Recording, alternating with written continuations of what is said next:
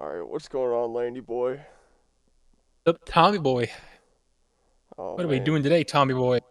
we are starting the very first episode of the podcast. We don't have a name for it yet, but we're already recording. We're that far ahead. We're already further than most people. You got to think it that way. That's true. Most people are too scared to start. And you know what? Mo- most Chances are most of the something time, so funny is gonna happen we'll be able to name the entire show after it. you never know. Hey, like most of the time, this doesn't even get out of the the text conversation. So Uh, I'm Very proud of us for true. making it to even episode one. Yeah, episode one, it's a big deal. One It's of how many? That has yet to be determined. But Hey, Joe Rogan's on like 2 or 3 thousand, so we might be there.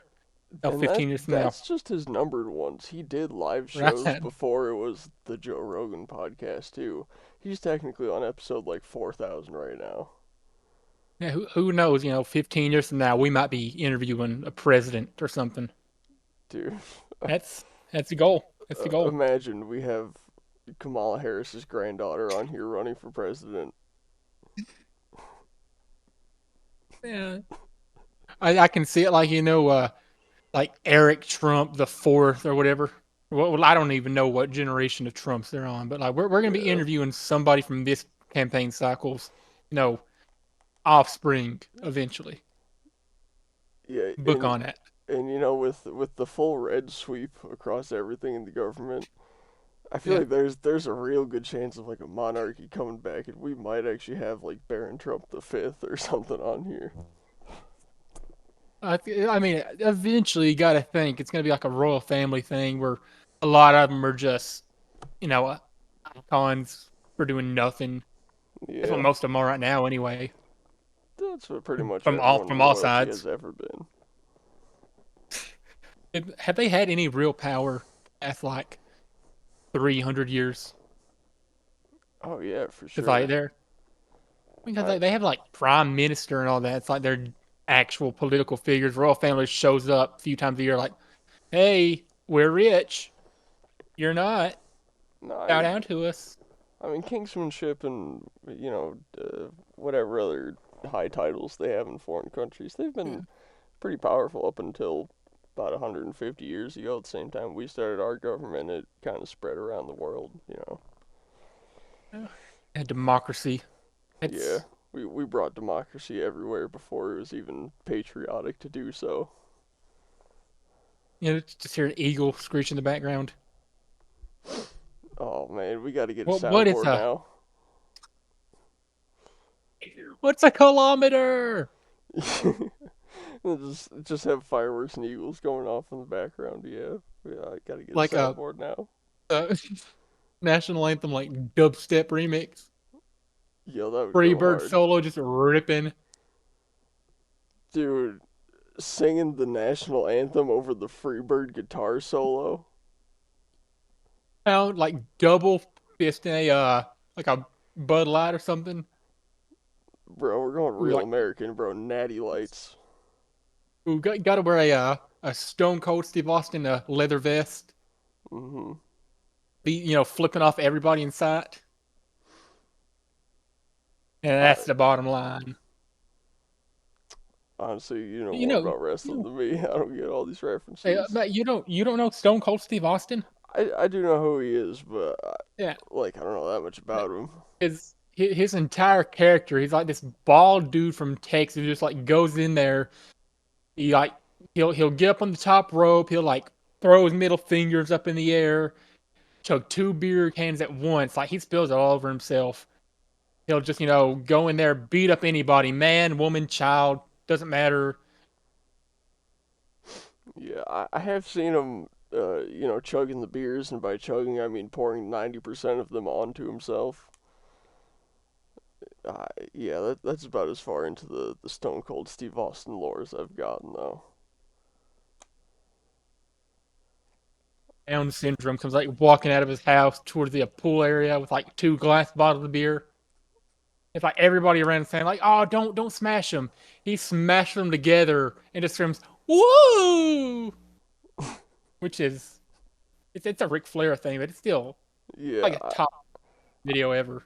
I am aware of the Ric Flair woo because Ric Flair is kind of famous among rappers, and that's most of what I Yeah, listen to.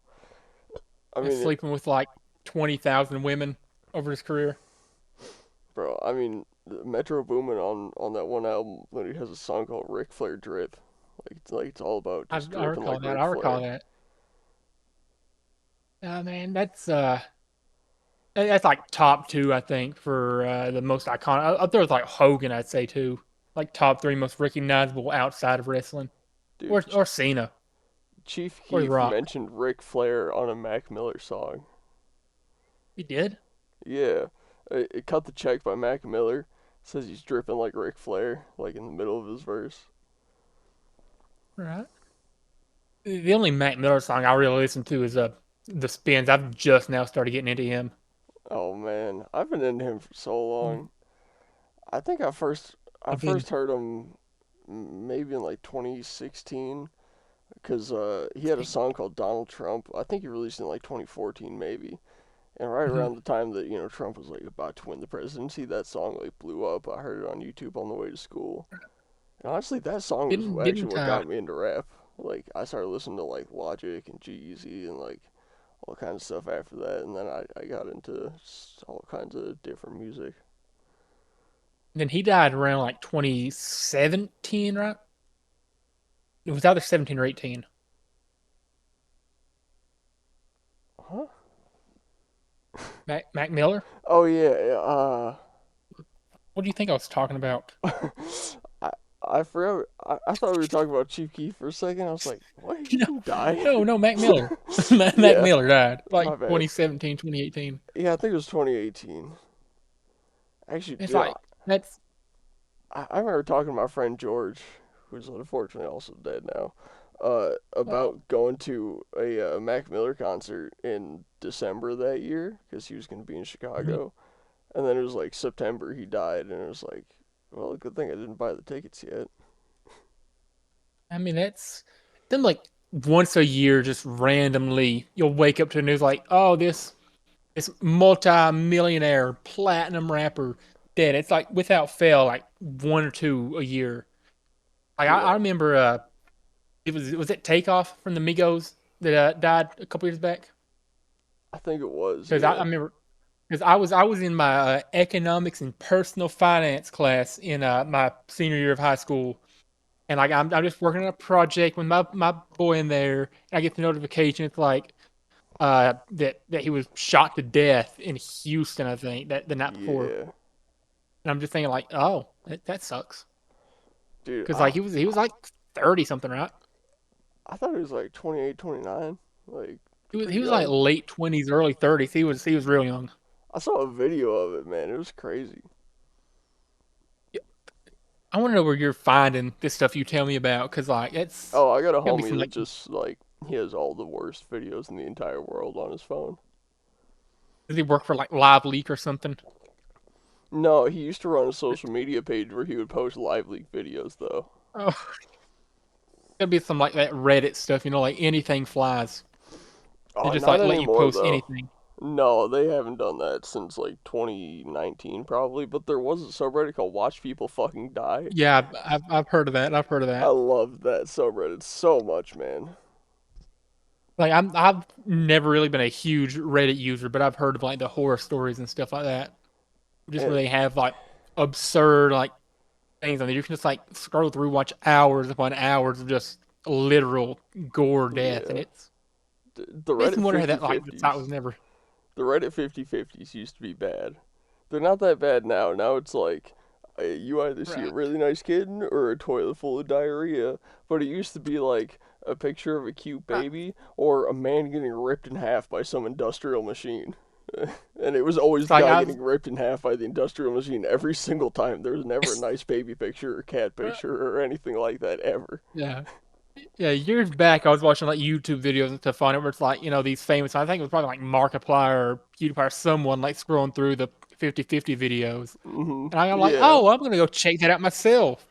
First one I see is like, oh, it's like a cute puppy or a woman jumping from the top of a condo high rise. And, it's the second option. And I'm just from that moment, I'm like, Like I don't know what this site is. I don't know how I Hmm. feel about it. It still amazes me it's not been taken down after like everything that goes on there. Uh, it, I mean, 50-50 hasn't been taken down, but like, watch people fucking die and like all that kind of stuff Yeah, that has. was. And 50-50's just been really, really toned down. I feel like wasn't there like a whole scandal with like Reddit moderators and stuff? Like a lot of them left the site or something. Or am I just misremembering? No, there's some like it was like 30 moderators were moderating like 90% of the biggest pages on Reddit, Oh, all right. and people So didn't that's like what it that there was. was a literal monopoly of Right. like Reddit moderators, which is the dumbest fucking thing on earth.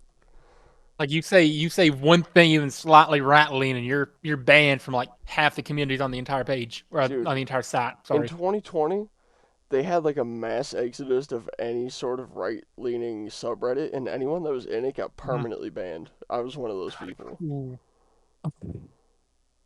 Like I check it probably like once every couple weeks or whatever. And I remember I checked on there one day and like the home page is like r/pics, and it's like one of the biggest subreddits. People just go in there, post whatever.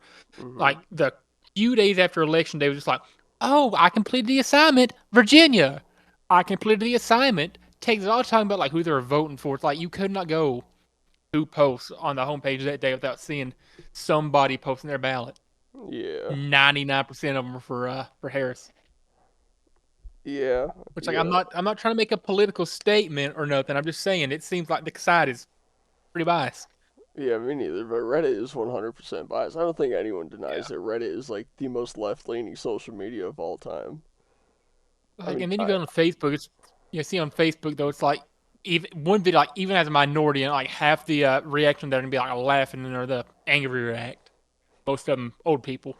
dude, the political side of Facebook is just both sides of the government, both parties of just Right. boomers arguing with each other, totally dementiated, no idea what's going on, just red, blue. And then just somewhere in the middle of that, like once a year, I do not give Facebook permission to use my photos or videos or to Uh-huh. use my account or whatever. Like every year, it seems like that copy pasta goes around, and every Yeah. year they fall for it. And we But not all a single time have they yeah. ever done that. And we all have that one aunt or uncle that we added on Facebook as a kid who turned into like not a normal conspiracy theorist, an absolute nut job conspiracy theorist, a Facebook conspiracy theorist, and that's all they post.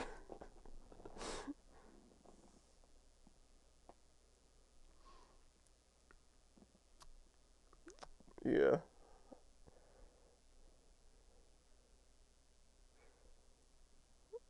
I think we did. Oh,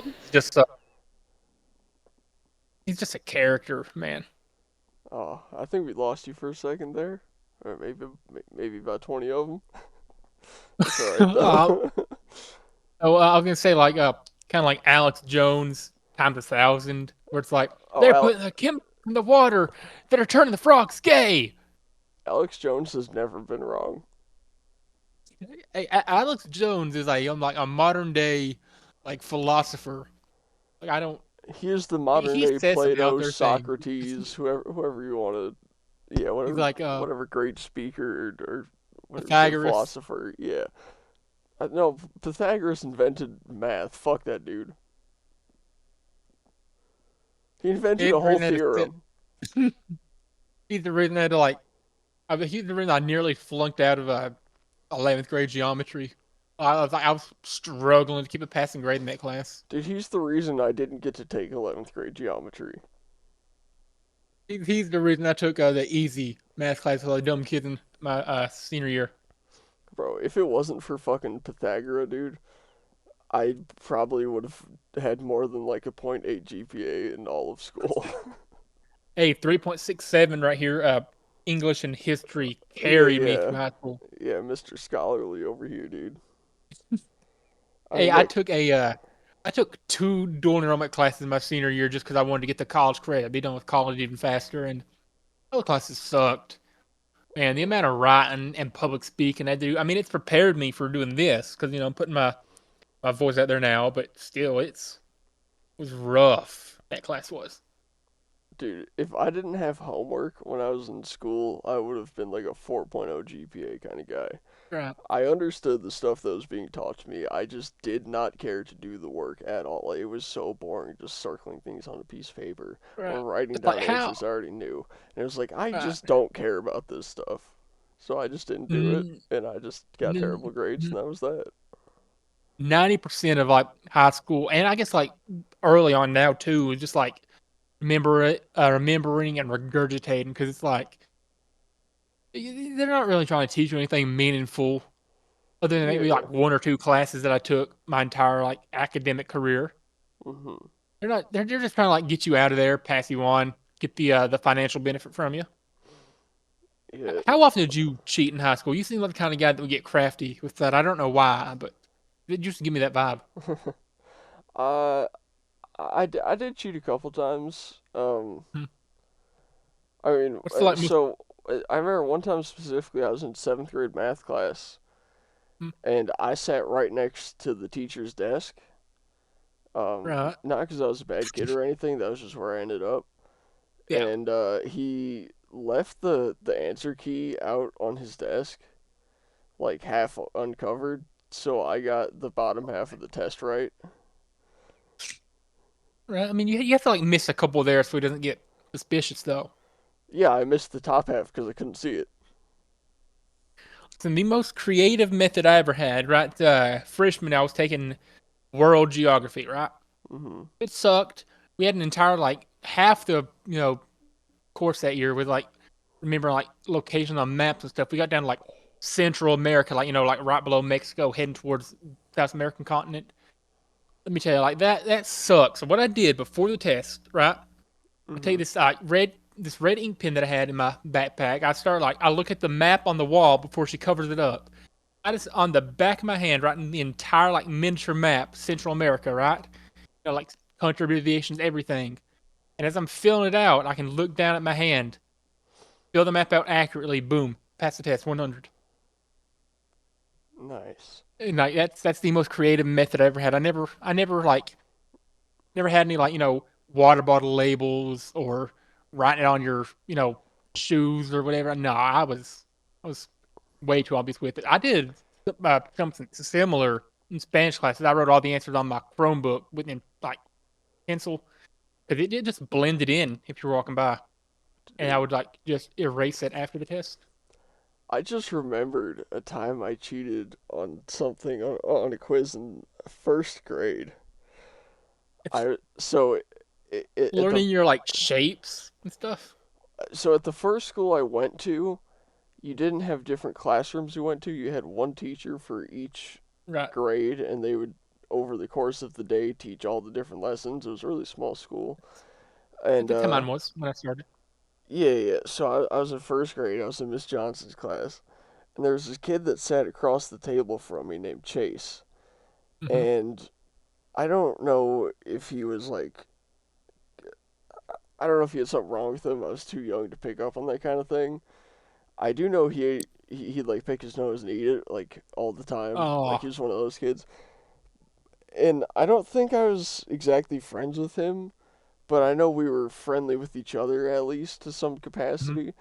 And he got to like take a test early for some reason, and he still had to like pretend to take it in class, but he wrote down all the answers that he remembered on a little piece of paper and he gave it to me, and I got like 8 out of 10 questions right because of that.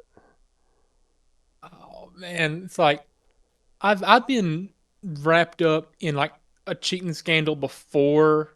I was falsely imprisoned for it, aka got detention for it in seventh grade. It was like a math scandal thing Hmm. where I got accused of cheating off the guy next to me, who, by the way, he's like probably one of the last people in that class I would want to cheat off of if I did. Like, no offense to him, he wasn't the sharpest tool in the shed. And like Hmm. I come back from we go to lunch after doing some test corrections because we were allowed to do that.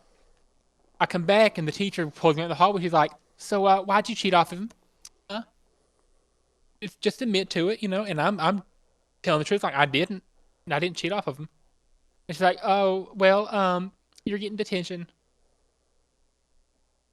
just after I had like, yeah, no, that's the only detention I've ever had though. Not through high school, not through elementary school, just one. Yeah, I only got Clean detention record. like once or twice. I think both time. No, once in middle school and once in high school. At like after school detention, but I got in school suspensions in high school like 3 or 4 times a month. Really? Well, see, here's the thing. I was a degenerate in high school, but I never got caught doing like anything ever except for like okay. You know what? Little story time here. How I picked up my one and only felony charge. It was my freshman year of high school. It was like the middle of August. Okay, we had been in school for like a week, and oh no, sorry, no, it was September. We'd been in for about a month, because it was like 2 or 3 days after my birthday. Okay. This kid on my bus gave me 3 Adderall. Okay, I had never done drugs at this point, and I didn't intend to take these. Like he was just like, "Hey, happy birthday," and just like tossed a little baggie at me, and there was just Mm. like 3 Adderall in there. I was like, "The fuck do I do with this?" She's like, "I don't know, take them." I'm like, "No," and I just like stuffed them in like a little compartment in my bag. And apparently someone else on the bus saw that and like immediately went and snitched. So Ah. so they called me into the office and they're like, did this person give you any illegal substances?" And I'm like, "No." And they're like, "You sure?" I'm like, "Yeah, I'm sure he didn't give me anything." They're like, "We're gonna have to search you." I'm like, "Okay." The very Oh. first pocket of my backpack they open is the one they're in. All right, Oh. they pull it out and they're like, "Yeah, that's what we thought it would be." And then they explain that they had found him with the bottle of those pills, and it wasn't a bottle in his name either. So he ended up getting distribution of a controlled substance and possession of a controlled substance, and then some sort of charge related to him having a prescription bottle that wasn't in his name. So he ended I up gotta picking. say, So he picked up 3 felony charges that day, and I only picked up. Well, and the distribution of controlled substance on his part is a permanent felony. It doesn't come off your record. mm, Since I was 15 at the time, it got expunged when I was 18, and I'm not legally a felon anymore. there you go. Yeah, but uh, I You forgot get why like, I forgot why I did was you get telling the sentenced or story, anything? but I don't know if he got sent. I know he got a couple months probation. I got 4 months probation. I don't remember how much he got. I think it was 6. And we both got But I sentenced to figured community maybe service time, but we never did it, and they never cared. maybe like picking up trash from the side of the road or something. Well, we got sentenced to like 2 hours of community service. Like I remember we talked about that, and it was some like Oh, ridiculously low amount of time, and we just never did it, and they didn't care. so knock that out in a weekend. Feel good about yourself. Well, okay, so the thing is, the town that I lived in had no businesses in it, and it would have been 15 Okay. miles either direction to either of the nearest towns to actually go and do something, community service related. And obviously, I Right. can't drive because I'm 15, so I had no way to do it. And I mean, he could have. He lived in the town our school was in. He just Mm. didn't because the guy's a piece of shit, honestly. That's, I mean, like for at least for you, it's understandable. Yeah. I've never really been charged of a crime. The only crime I've really committed, this is I've rarely tell this story, but hey, it's been 10 years. I was like 8 or 9 years old. I stole a pack of Pokemon cards, Oh and I shit. was scared for like months. Keep in mind, I was in like 8 years old, probably like the third or fourth grade. Mhm. And I'm at the Dollar General of all places, and I find a pack of Pokemon cards that have been like, The best place to I steal already, from. right. Yeah, cause like, what are they gonna do? Like, they're already making millions and millions and millions a day. I steal a pack of Pokemon cards from the Dollar General, mind you, which they probably would have been like $8, but I'm 9 years old. What money do I have? I take it home. I rip the thing open. It's all junk. So I felt like even if I stole it, I got scammed, and I was scared for months that like they were gonna come knocking at my door, take me off Yeah. because no, I stay out of trouble though for the most part. I've not committed any crimes since then Oh yet. man, dude, I've had sticky hands since I was a little kid, man. I've always just kind of got off on stealing. I don't know why. It's kind of fun. Like I just like the thrill you get out of it. Like when I was in like first and second grade, if I ever like like the big like holdable erasers, not the ones you get on your pencil. They're like Yeah, yeah, like like the really like long what's ones. what's the, yeah, like a rhombus shape. Yeah, yeah. There's kind So of you get them at like the book fair or whatever, right? yeah. So the pink ones are super common, right? Hmm. But for some reason the white ones were like super rare in my school. So if I ever saw one, I would steal it. And I had like a collection of like big white erasers in my bedroom. Oh, And then just throughout the years, that just evolved into bigger and bigger stuff. man. Whenever I was in probably fifth grade, fourth, fifth grade, a lot of stuff was going on in my school around that time. There's like a whole cheating scandal on like our reading tests. There was a Mm-hmm. black market set up for like Pokemon cards or candy, or I remember like somebody had like a few Beyblades down. There was a whole like Pokemon card black market. They got Pokemon cards banned from our school. Like it wasn't the violence or the issues with like people stealing. No, there was a black market, people selling them for like lunch money or snack time money or whatever. Mm-hmm. That was a fun one, and I got in on that.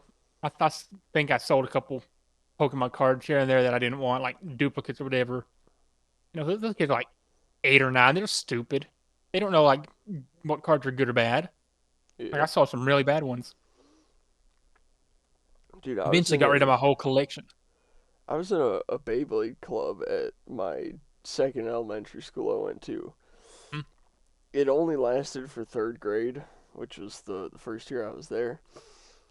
And I had like all of the coolest Beyblades. Like, so I live like 15 minutes away from the school, and my dad was unemployed because he was on like disability, Yeah. and so he would just drive me to school every day. So I would get to stay up till like 8:45 in the morning and watch Beyblades on the TV because it came on at like 8:15. It went to like 8:45 exactly.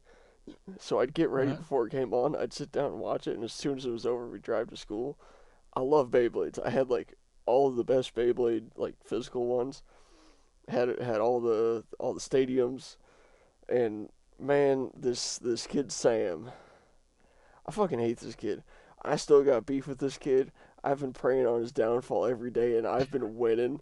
All right, that motherfucker. His parents have bought him two brand new cars, and he crashed both of them.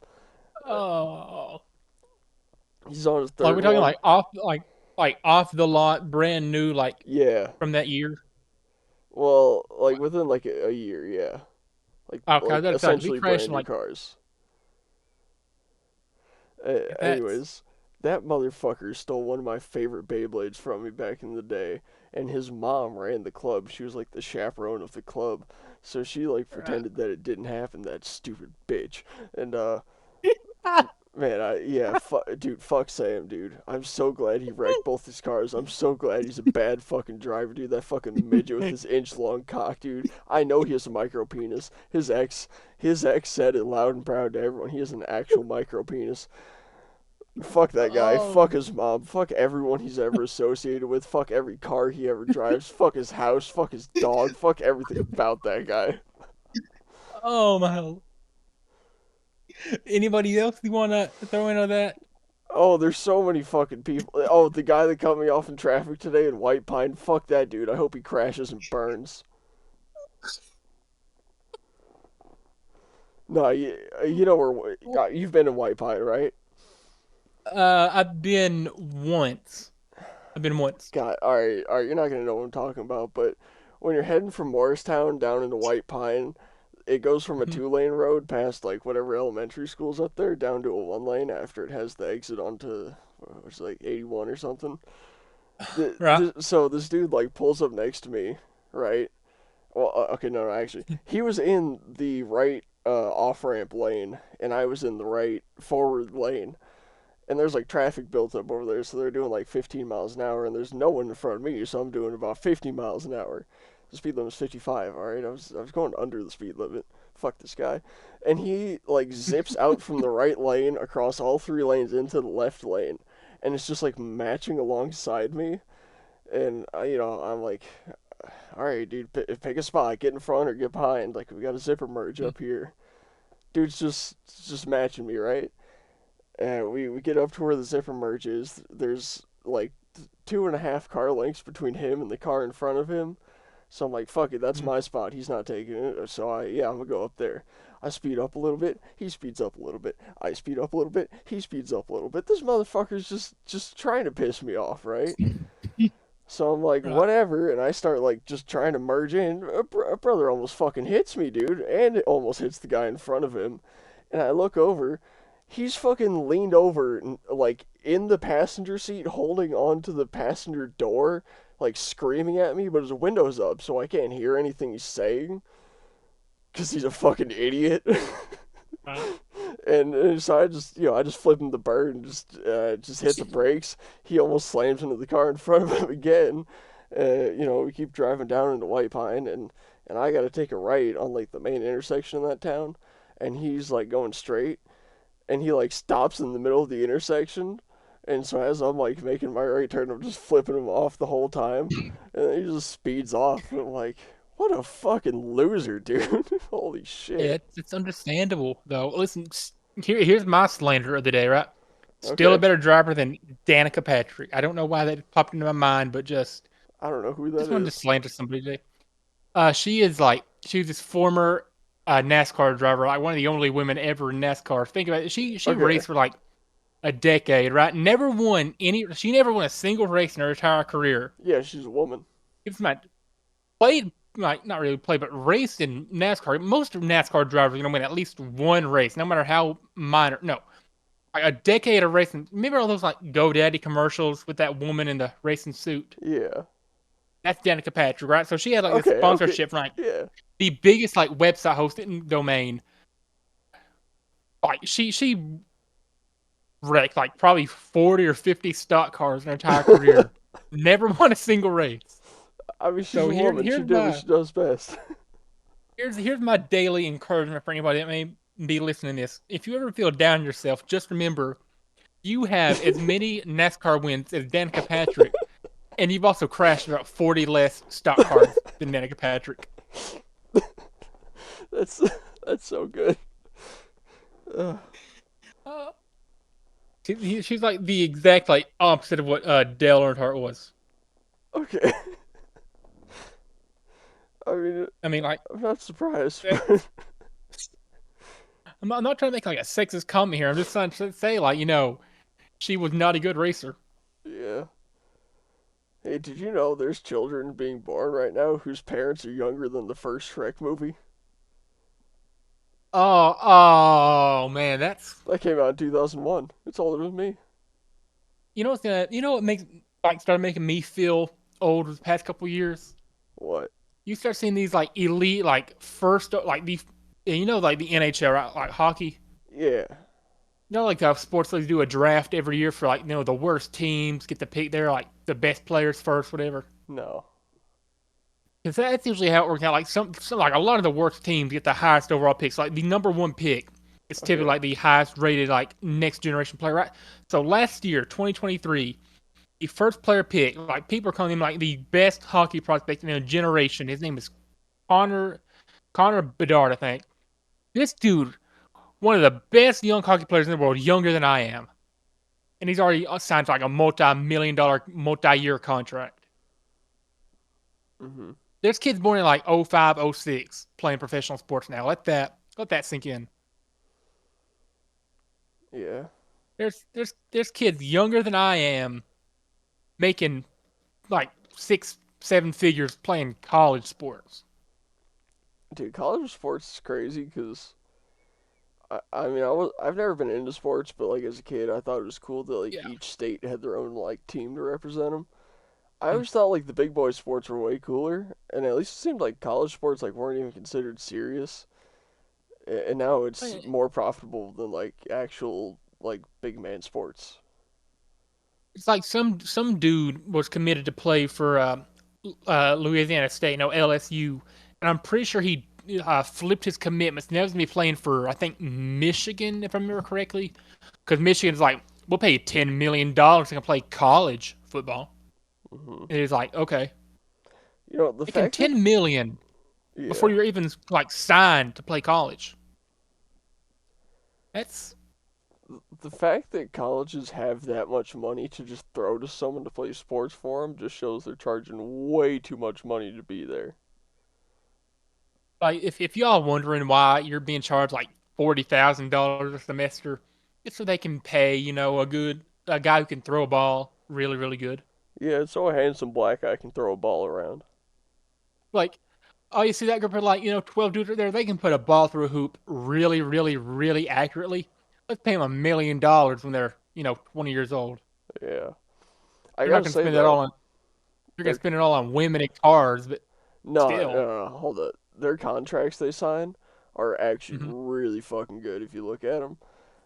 Hmm. They get like something like 10% of their total signage up front, and then they get like a smaller percentage of that every year, and it's more than enough to live on.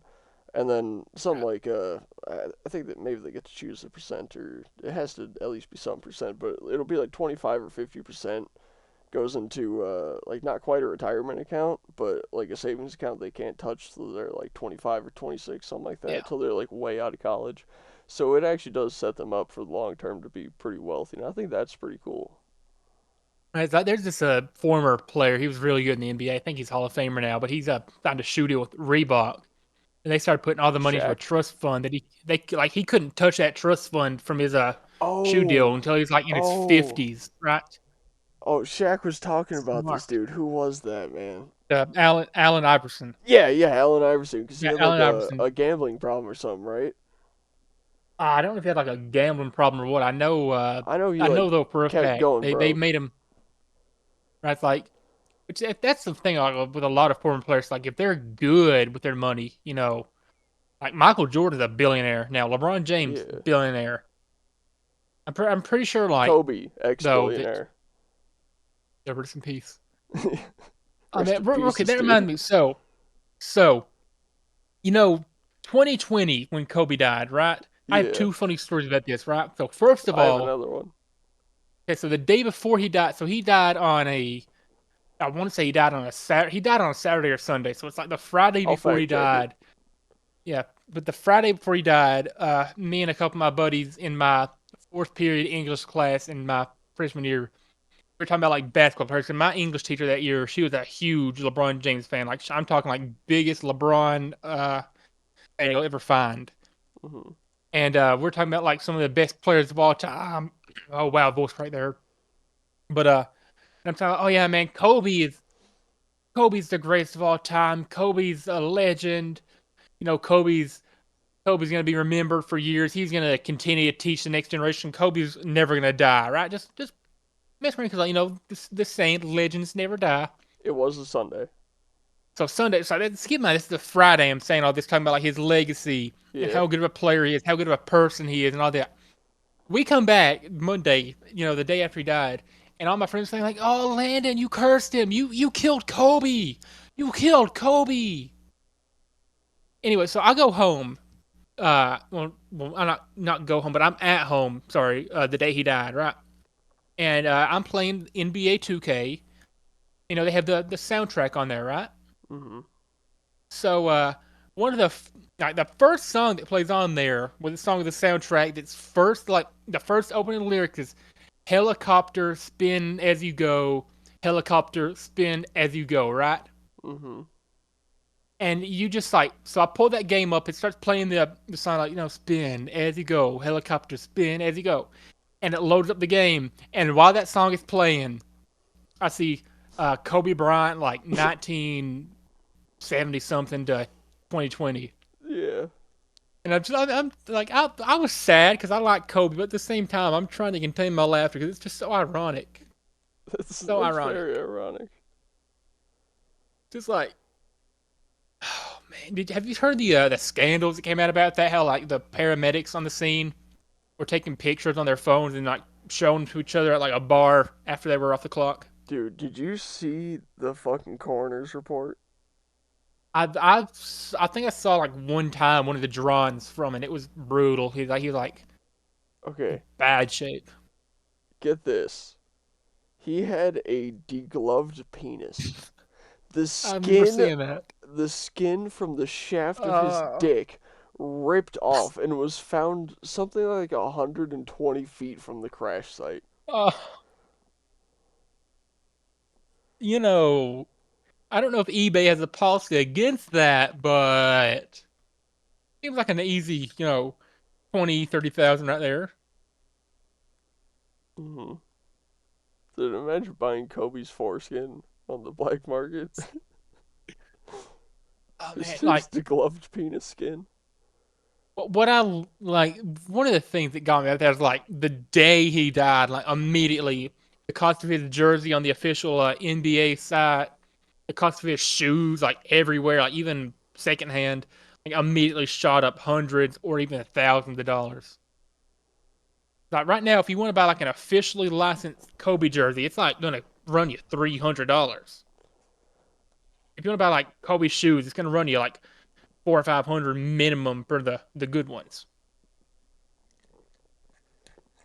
Dude, Like okay. that's You're saying how it's ironic that you're playing a song about a helicopter and then Kobe died in a helicopter? keep in mind this song was in the game. Hold Like this on. song was like in soundtrack Ironically, we're talking about people crashing stuff, like Kobe crashing a helicopter. I just and got to your update. buddy No, hold on. I just got to your update. buddy. Yeah, I just got an update from my one black friend. He just got out of jail apparently. He hasn't texted me in like 4 days. I'm wondering why. He says I just got out of jail. My whip's fucking totaled. I look at his story. Oh, He has a what is that? A Ford Escape. The front end is like non-existent. It is just smashed into one crumpled little square of metal. Fucking roof's caved in. Doors are bent out of shape. Windows are smashed. Guess what the caption on this post says? what is it, man? Crashed on a high-speed chase. I ain't supposed to be alive, but fuck 12, I'm still here. Bar right there. That's That's fire. that's why I have a black friend, so I can get stories like that. Hey, you may have one black friend, but you also have one I friend. That's all that matters. Really, you have a foreign friend. Shout out Bo while we're at it. I don't know if he wants us name dropping him, but shout I mean, out that's Bo. not his actual name, so it doesn't matter. Hold on. He's texting me more updates as we speak. He said, it was sick as shit though, bro. I had 7 cars chasing me. The cop said he smelled weed. I got away twice, but did some dumbass shit. I was trying to get back to my house, but I went on the main road instead of the side road, and bro was right there waiting for me. He turned around, and by the time we did, there was already hella cars behind him. So I fucked up when I tried to turn at 140 and flipped it. Ooh, I that's hold on. I said, "Fuck, there's no way I'm about to crash." He still texted me. This is the best shit to ever happen live, dude. Holy shit. I tried to hold the wheel, but that shit shook so hard I just let go of it and said, "Fuck it." a da da. Oh my That's the god. mindset, right? Yeah. Listen, you said something to be iconic. What the fuck are we gonna name the show? My black friend crashed a car? I mean, listen, I we have a need black something. friend that runs from the police?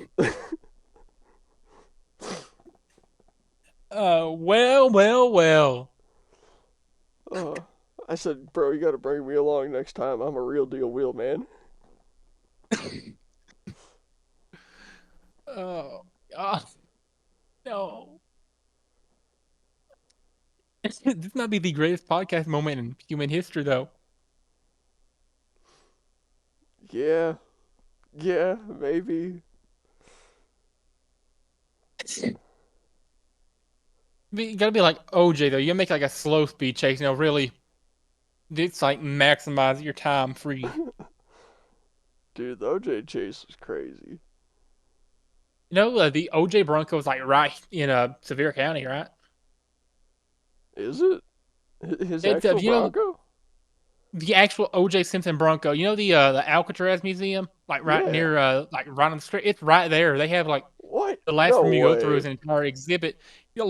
Fact check me on it. Like there's an entire like room at the end of the like the last exhibit. It's got some OJ Simpson memorabilia in there with it.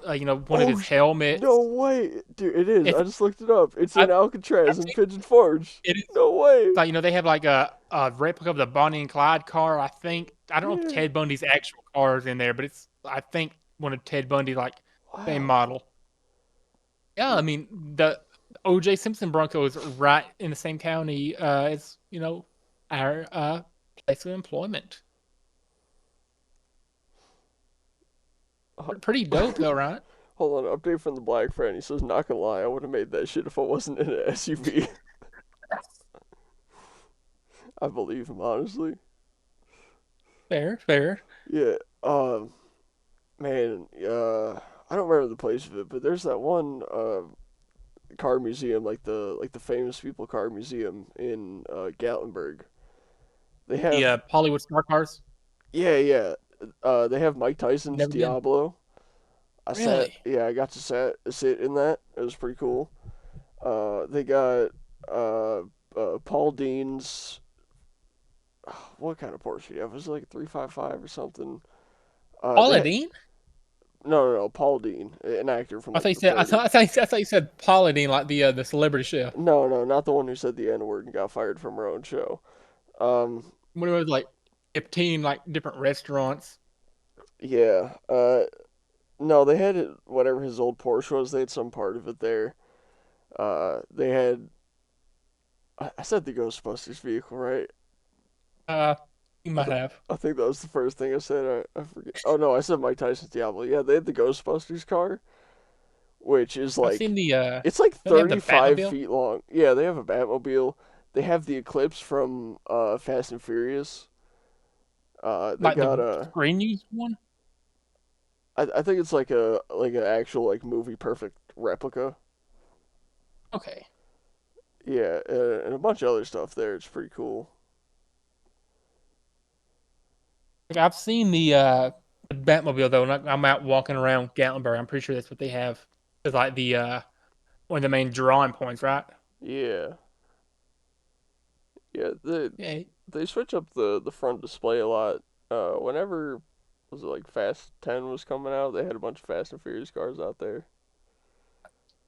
I've only ever seen one of those Fast and Furious movies. I think me and my dad went to watch one in theaters. It was either like 8 or 9. And like I had no clue on like the lore of it going in. I had no clue what happened after. I just know it's a movie about like this used to be a movie about racing, all right? Dude, From that what I is see, it used like, to be a movie just about street racing. That's just like, okay, we gotta go in, we're gonna overthrow this corrupt government in like, I don't know, some random like country in Europe. Liechtenstein. I don't know if Liechtenstein has a bad government, just example. We're gonna go in, mhm. we're gonna overthrow this government, we're gonna bring freedom to their people. We're gonna have a dance party with a bunch of chicks in bikinis and tan buff dudes. We save the world. Let's go street racing. And there's credits roll, cue whatever Charlie Puth song is famous at the time. That's pretty much Yeah, that's like the Fast and worst Furious. spot to jump into the Fast and Furious movie. Honestly, after 7, it's not the That, same that, franchise. yeah, I'm just like making that plot up as we went. No, that's pretty much how 8, 9, and 10 go. Are they doing like the final trilogy right now? Or am I tripping? They're never gonna end the series, dude. We're gonna be on I mean, Fast 100. like we're gonna be like sitting in the retirement home, like recording episode Hmm. 10,000 of this. It's gonna be like we're gonna be talking about Fast, 200 or something. Yeah. I will say, Too Fast, Too Furious. like a top 10 sequel name ever. Yeah, that is a really good name for just anything ever. Eh, It would have been better if they added like Electric Boogaloo or like something just like so out there, so God, overused. dude, Fast and Furious Electric Boogaloo. But, They're all remember racing Teslas. It's the quietest car movie of all a time. a a Dumb and Dumber 2 though was a really good one. It's like Dumb and Dumber, but 2 was spelled like T-O. Dumb Yeah. and Dumber 2. So instead of the number 2 or the spelled out version, Dumb and Dumber in the wrong form of 2. It's I mean, it was a good title. It was. And I don't think I've seen that movie, and if I have, it's been a long time. I need to go back and rewatch that. I know I watched it. I can't tell you a single thing about it. I just know it's got Jim Carrey in it. Yeah, That other dude's like Jeff Daniels, right? I think so. Yeah. Yeah. What else has he been in? He was in the first Dumb and Dumber. I mean, like I know like other than Yeah. that series, You know, in the like first movie, he got paid like 50 grand while Jim Carrey got like $7 million. you know John Heater only got paid like $1,000 for his role in Napoleon Dynamite. I did not know that. Yeah, it's like I don't know how much like Pedro or any of the other guys got paid, but I'm pretty sure that Napoleon Dynamite himself only got paid like $1,000. I remember seeing something like that. He got paid like a ridiculously low amount. I mean, it was an independent movie. They weren't working with like a you know multi-$100 million budget or nothing. Yeah. But there's a little fun fact that's Napoleon Dynamite was paid really low. Dude, should we crack open one of the shower thoughts? Hey, yeah, man, bring your first one up. I mentioned I have about 246 things written down on my phone. Some of them All are right, man, begin. like not really shower thoughts as much as it's just like ideas for something I had and I wrote down, but I do have a couple good ones in here. I just gotta find them because Okay, there's a lot of shit to read through. I gotcha. Man, Okay. This is a real simple one. okay, Spider-Man would be significantly better as a DC character as opposed to Marvel. controversial. I mean, I think it's true. I can see that though. He could be a little darker, a little grittier. He could still be funny when he needs to, but he could have some serious Yeah. moments. And I feel like DC villains are just better. They're more like human-like, whereas Marvel, they're always going up against like gods and aliens and like Like actual like a dude space can invaders and shit. And I feel like a dude who that's can kill half of humanity with his hand does like one snap. right. Boom. That's not the kind of 4 billion guys. people dead. Yeah, that's not the kind of guy Spider-Man should be fighting. Spider-Man should have endless fights with like homeless people and thugs and like corrupt politicians. He'd be way better in the DC universe. Plus, imagine a Right. Batman Spider-Man crossover, dude. That'd be so fucking Ooh. cool. I mean, like Batman versus Superman was kind of like a commercial flop, though. It was like really kind of underperformed expectations, didn't it? I thought it was Didn't good really live though. up to the hype. I thought it was good. How much of the movie was actually based around Batman versus Superman fighting? That's what the title makes it sound like. It's gonna Like be like at gonna be least an half all of it. out. Yeah, well, the movie makes it sound like it's gonna be like a full on like UFC fight. It Like was. talking about like the entire like that. I mean, I get you need to have like some substance. I've not seen it in like 10 years. I don't remember much about it, so I'm just kind of rambling. I don't know. It was a good movie. I remember a lot of that. I thought it was like I thought it underperformed. I might be getting it mixed up. I tend to do that. I tend to do that. Hmm. And like I like Spider-Man in DC though could work. It just would work. It would work so much better. The question is like if it's like alternate universe, does Uncle Ben still die with every single iteration of him? Uh, yeah, I think that is a constant thing in every Spider-Man. Like it doesn't matter if it's white Spider-Man, black Spider-Man. Eventually we're gonna have like another minority playing Spider-Man. It's like every single time Uncle Ben's There's gonna die. like I forget what the universe is called, but it's Spider-Man in like 2099, and like his uncle dies there too. It's like it's not even the same guy. It's not even Peter Parker. It's a totally different guy as Spider-Man, but his uncle also died. And what's the like Spanish version of Ben? Is it just still gonna be Ben? I don't And I'm remember. trying to, because it'd be like no, English has Uncle Ben dying. Yeah. Spanish Spider-Man's gonna have Hold on. Tio Ben Oh dying. yeah. Tio Ben instead of Uncle. Yeah. It's Yeah. a I guess. book that Yeah. like listen, Marvel. If you ever have a Latin Spider-Man, just know you owe me uh part of that profit because I come up with the idea first right here. Hold on. If there's ever any kind of Spanish-speaking Spider-Man, please have Theo Von be Uncle Ben. Like I thought Theo Von's background was like something European though. I think he says his dad's Mexican though, right? Or like His dad had Guatemalan or like some something. sort of his dad had like some European sounding name. Hold up. I, You damn. know, you know I what? gotta Like fact check another thing. his last name, right? His full name is Oh, Capitani von Kernatowski. yeah. His dad is Nicaraguan, and it's Ronald Theodore Achilles von Kernatowski. That sounds like something like Swedish or like somewhere in Nicaraguan. like Europe. It sounds like Swedish or Danish or something. All those You know, Vons and stuff are usually like related to royalty. It feels like I don't know why I never realized that Theo is short for Theodore. you've just never thought about that. No, it never clicked for me until I read it out. Apparently, his mother was born and raised in Wyoming, Illinois. I didn't know there was a town in Illinois called Wyoming, and I'm from Illinois. But Listen, yeah, I'm from Kentucky. We have Ohio County, Kentucky, so yeah. that's sort of related.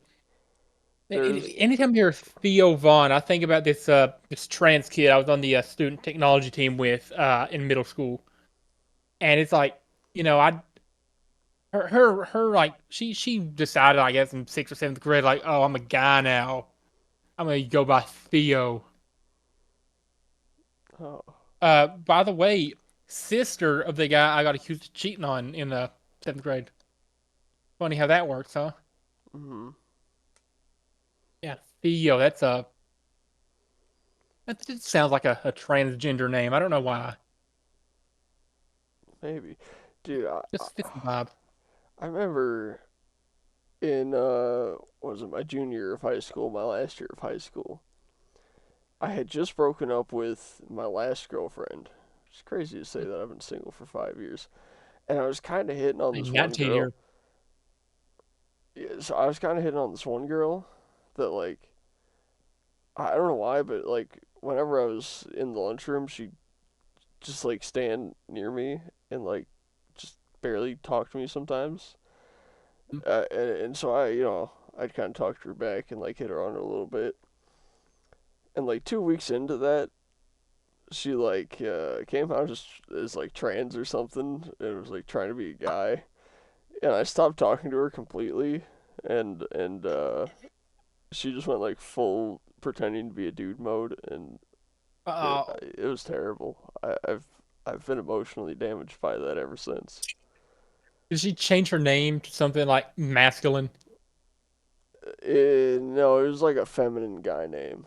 I don't remember what it was, Uh, but it was one of When those those things names where are you like, hear it and it's like it just doesn't fit anyone.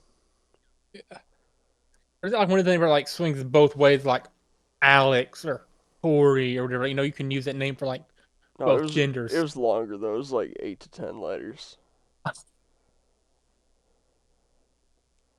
Man, I think I'm pretty sure I've not confirmed this. I'm still not like 100% sure, but like me and my friends have been saying it for years. I turned a girl gay. is like she was like talking to me and like a bunch of other dudes at once, but I'm pretty sure I was like the prime one during that time. Mm-hmm. And like as soon as she started, like she broke off like every single guy she was flirting with at the same time. Keep in mind, this girl lived in an entirely different state. She lived like one county over from where I grew up. Yeah. But like like days after she broke off with like every guy she was talking to, she dyed her hair bright pink. Suspiciously starts like posting, you know, people on her story that look not straight. I'll say it like that. Okay. Yeah, just like so me and my friends started joking like for years now that like I turned a girl gay, which is pretty big pretty impressive achievement, I guess.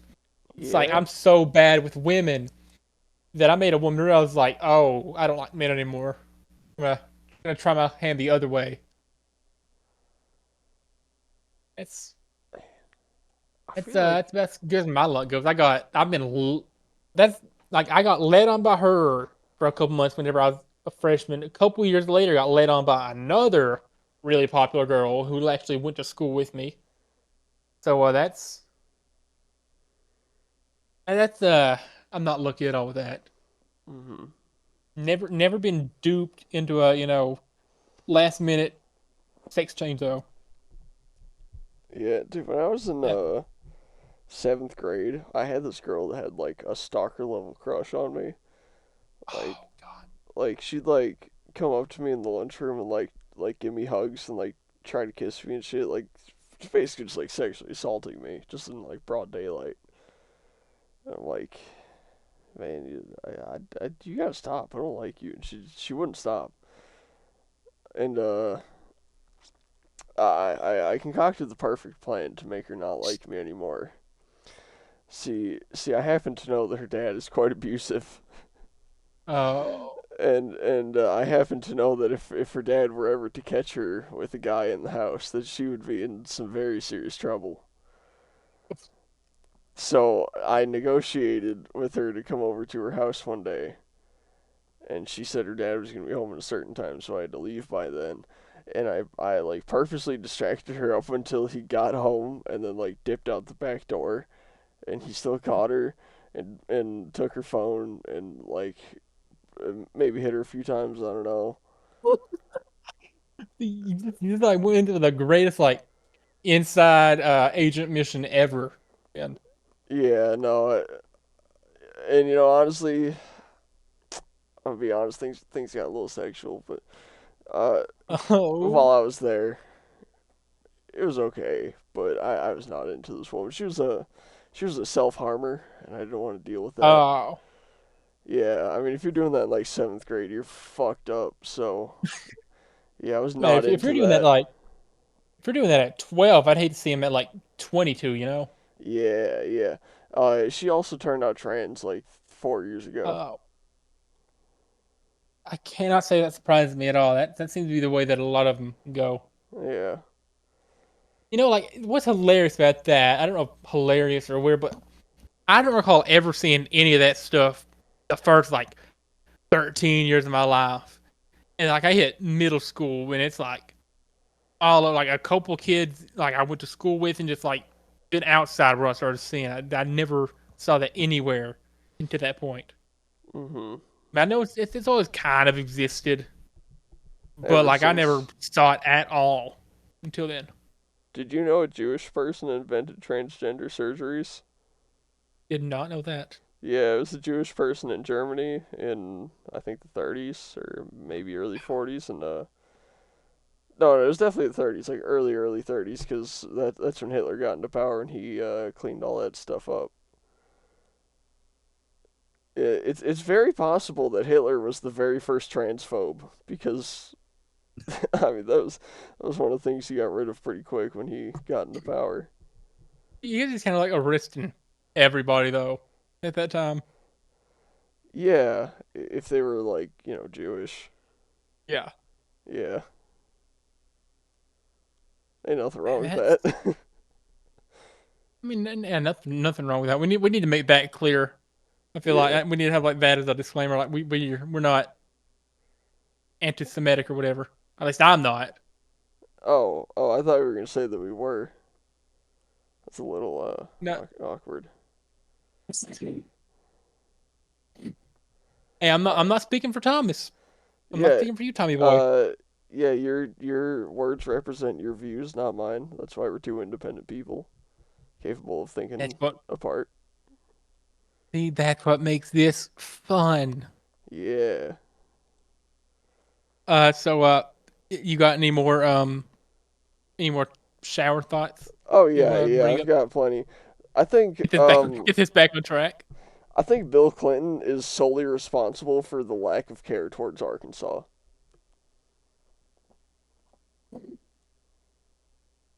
So basically, Did Bill. he or did I'll go let on? you go.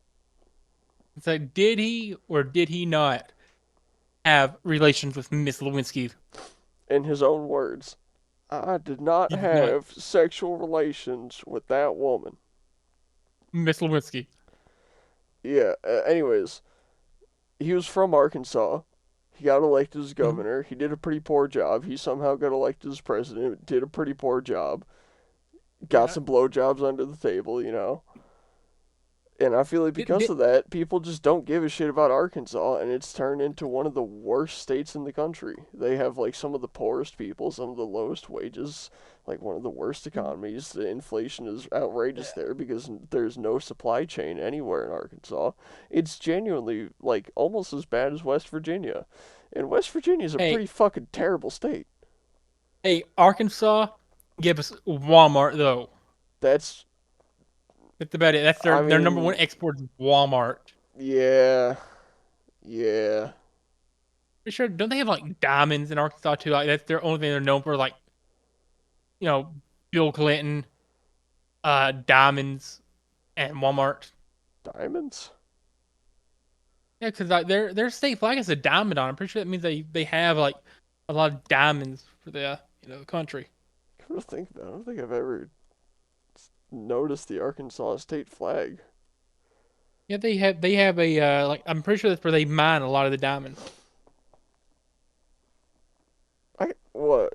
There's okay. It does have one diamond on it, but I highly doubt there's any diamonds in Arkansas. I'm Just looking this up right now. geologically. They have a crater of diamonds state park where you can go and dig Oh for diamonds. no, I couldn't be more wrong. 37 and a half acres of one of the few diamond bearing sites accessible to the public. According to Wikipedia, if high school and Wow, college have taught me yeah, anything, it's cite your sources. man. If high school taught me anything, it's be better with your crimes so you don't get caught. If high school has taught me anything, it's Wait. Hold on. Arkansas has the only public diamond mine in the entire world. like the only public one. Yeah, the only one where you can just show up and get diamonds. Man, like if you found like enough, you're loaded. Hmm. Wait 5 or 10 years for some more inflation to kick in. Yeah, you sell them. Go buy a house or a car or something. Just live easy.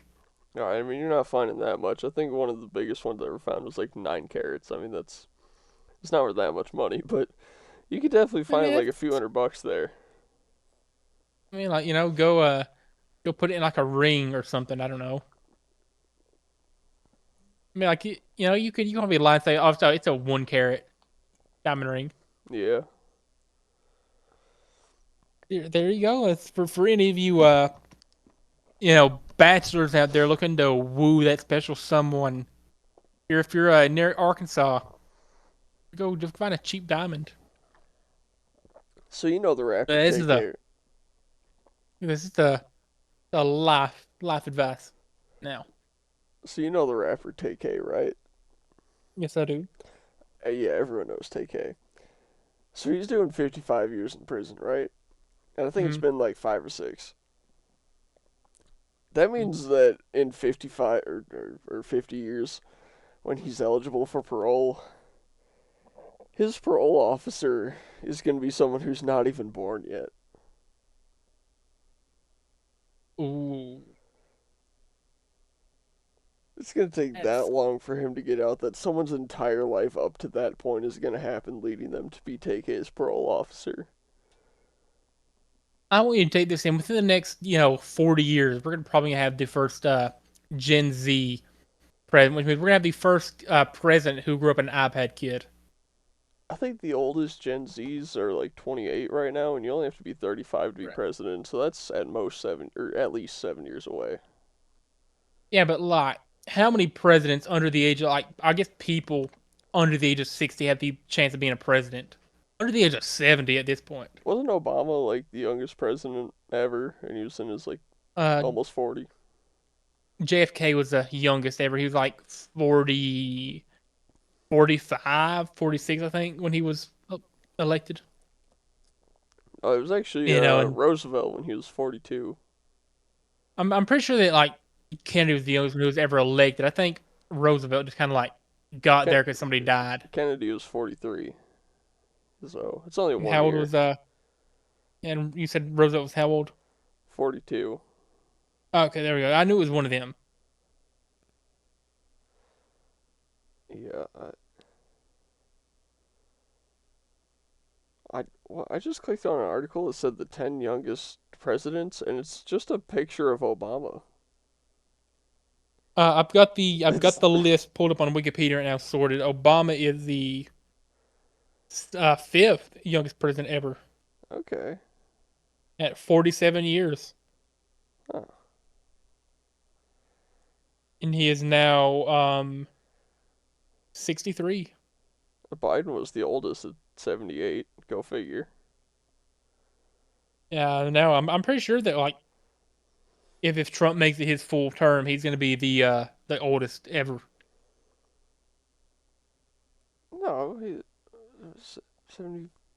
No, he's 78 now, right? If he makes it to the end of his term, he's going to be 82, I believe. Yeah, it's the same as Biden. He's tying him. Yeah, but like you got to count in the months and the days, you know, that he's older or going to be older. Because Alright. how old is Biden right now? Uh, that's a good question. Joe Biden is 82. Yeah. Yeah. I guess they'll be tied. I guess they'll be tied. Actually, I think Joe Biden's probably going to edge him out by like a few days in terms of age. How about Jimmy Carter hitting 100? You see that like that video they put out of him Dude, around he's a election day? breathing mummy. He's literally immobile. He looks They like they he's they, made they out of wheeled him. plaster. They wheeled him out there in like the bright sun on his 100th birthday, and he's just like like laying back there in his bed or whatever, just like mouth gaping open, not a thought in that head. Yeah, he's absolutely perplexed as to where he is and has absolutely no idea how to say anything of any value because he's just a decrepit, brain dead old man. Hey, but if you were to ask me like peanuts or something, 'cause that was like his thing. He was known for not even being the president. People just know him as like, oh yeah, he's that peanut guy. He farmed peanuts. I'm sure he could still rattle off facts about peanuts to this day. Yeah, I'm sure if you went up there and went, "Hey, Mr. Carter, Mr. President, tell me about the peanuts," he'd go, "Ah, I grew peanuts." And then he'd probably die of exhaustion. Takes him like an hour to get a 2 word sentence. Yeah, What do you think like Jimmy Carter spends his day doing? breathing, Because staring at the ceiling. they gotta have him like hooked up to something at this point in his life. Just I trying mean, to yeah, like he's probably get on him an to the next IV with a little bit of morphine all day. trying to get him to the next 4 years to be able to vote again. Dude, Like Mr. President, I know you're in pain. I know you like are a vegetable, but Kamala Harris needs your vote. Can you stay alive to vote for her in 2028? Mr. Carter, I know you're so old and haven't moved from your hospice bed in so long that your joints are frozen solid, but can you sign this piece of paper? Or rather, can I guide your hand on this piece of paper so that you legally signed it, so you voted for this person? Man, I'm just waiting for the news to come out. He pulls like an Uncle Charlie from uh what's it called Willy Willy Wonka. Wonka. Yeah. He's like been bedridden for 30 years. But the moment that they're about to become like multi-millionaires, he's up, he's dancing around, doing heel kicks and spins and backflips, hmm being a full like choreographed musical number. Speaking of old Which, presidents, do you think the Democrats are going to run Biden again in 2028? if he's still alive, I think he's just gonna be like doing campaign work on us. I think he's done. Dude, I think he at least needs to campaign just just for the jokes. And I'm pretty sure that guy from California is like the number one nominee right now, like the betting favorite to be Oh, Newsom? picked. Yeah, I'm pretty sure that Oh, he's like the number one pick to yeah. run. Democrats do want him for some reason, and I can't see it because California is terrible. Yeah, I mean that's God, man. That if he gets elected, that's like again, no political statement. I'm just saying, if he gets elected, that's going to be Yeah, full political so. statement from me. Yeah, Fuck Gavin Newsom. I mean, like California is like not the best place to live. It's probably like bottom five for states I'd move to. For sure. Bottom three. It's above Arkansas and West It, Virginia right. and If and you were maybe like, but like if you want me to move to, Delaware. if you were to tell me like San Francisco is where I had to go, that's bottom one right there. Oh yeah. I Oh would. yeah. You could not pay me enough to live in San Francisco or Portland. Like top, like bottom two for me. Dude, Portland, San Francisco. I got an aunt that lives in San Francisco, and when I was a kid, I was like jealous of that because it was still a nice place. Dude, you could not pay me to go there. Like you'd have to make me a literal billionaire to walk on the streets in San Francisco. It's Like so disgusting. it's it's homeless encampments everywhere. They don't have anywhere to, Yeah, but when Xi it's just like Jinping is in town, they can just skirt him off all the way somewhere. yeah, yeah. They probably load them It's off, a, or like load them all into buses, tell them a they're going to bus. like what do they call it, like a food shelter or whatever they're You're going to called. Malibu. Right, they tell them they're gonna go get like food and hotel rooms or something, and then they like drop them off 100 miles away and let them walk back. And by the time Xi Jinping is gone, they're all back where they were. Oh man, you ever seen this is kind of related to like world leaders. Have you ever seen that thing? It's from like the '90s, where a dude from the Soviet Union comes to visit America. It's like, oh, I want to see an American grocery store, and he thinks hmm it's like propaganda. You ever seen that story? He's in like a American grocery store, like looking for like looking at frozen meals or like sliced bread or drinks, whatever. Just like thinking like, oh, all we have is bread lines. This is not like he didn't he thought it was propaganda. An average grocery store. I mean, I haven't seen that, but it made me think of the exact opposite. The scene in Mm-hmm. the interview where Zac Efron is walking through. Wait, is that Zac Efron? No, James James Franco. Franco. Yeah, yeah, James Franco. yeah. When James Franco's like walking in downtown North Korea, and he like looks into a grocery store and realizes it's fake and just starts destroying shit in there. Hmm. And the entire like that whole movie is so weird. But I love the do you ever feel Yeah, they're singing like a Katy Perry plastic in the Rolls bag? Royce. Oh, it's in the tank. Oh yeah, yeah. It was in the I think they they climbed listened the to it tank. multiple times. It's like the very end of the movie. They're flying out that Korean chick who's like trying to break off with him. They're just blowing the whole country up. Spoilers if Yeah. you've not seen it, but it's like a 10-year-old Spoilers for movie. that. No, dude, it's like 10 year 13 old years movie. old, more than 10. If you ever feel like a plastic bag, that like the movie is so out there. Like they got Asian Jim from The Office to play Kim Jong Un. They got Like Eminem to the, say he's gay 4 times in a row. it's like Seth Rogen. Anything he touches turns to gold. Though Yeah. the man is one of the biggest stoners in Hollywood. I don't like not a like sensible thought goes through their head on any day. But the Dude, man is a comedic genius. I don't even think stoner movies are that funny as a hardcore stoner. But Pineapple Express is like one of the funniest movies of all time. I've not seen it. I I don't. Man, I'm bad at describing movies, but it's a fantastic movie. Speaking of And movies you the haven't seen, The Devil Wears Prada, fantastic movie. Just gotta shout that one out. okay, I got to shout out Talladega Nights. Oh yeah, I the got a classic. I got a I got a fake Ricky Bobby shake and bake license in my Yeah, wallet that I keep on me at all times. I've seen it with my own eyes. Yeah, you have multiple times. Yeah, at Like that is least the at least 3 times. yeah the single greatest you know racing movie ever made. I know it's a Mm-hmm. very niche subgenre, but Of NASCAR comedy movies. yeah, yeah. Listen, all I'm saying is Ricky Bobby is a another one of the like modern day philosophers. Like if you say with all due respect, you can say whatever you want. Well, Right what's the before line? like If you don't chew Big Red, fuck you, or whatever he I mean it says. bleeps it in the movie, but yeah. Yeah, Like just doing other fake commercials. Like when you're working on your mysterious lady parts, you need the like toughest tools. That's why you should use Maypax, the official tampon of NASCAR.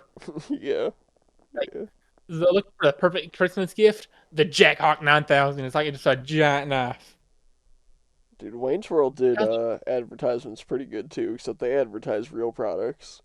they just like string them together all at the same time? It's like pizza Yeah, or like a oh, was it Coke or Pepsi in that movie? It was yeah. They Pepsi, did right? they did Pizza Hut, Pepsi, and something else like right like one after the other after the other.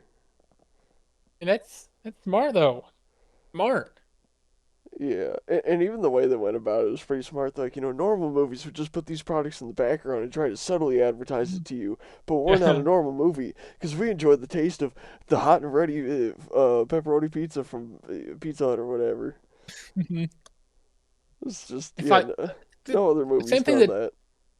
I mean, Talladega Nights did it. Same thing, like a dinner scene where it's like, he sits down for the graces, like, we want to thank you for this bountiful harvest of Domino's, KFC, and the always delicious Taco Bell. Yeah. Like the very end of it, he's saying like family prayer before dinner. And he's saying, and also with a binding contract with Powerade that stipulates I mention it at every family grace.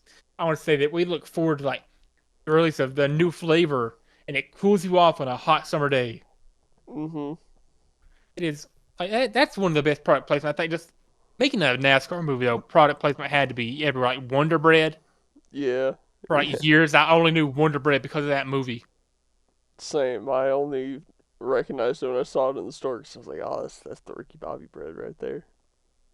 Like to this day, I don't know if it's like a subtle advertisement. Like I use Old Spice deodorant to this day because of Cal Naughton Jr.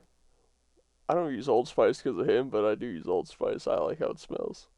I mean, that's part of the reason I like Old Spice because it was in Talladega Nights, and also because it smells good.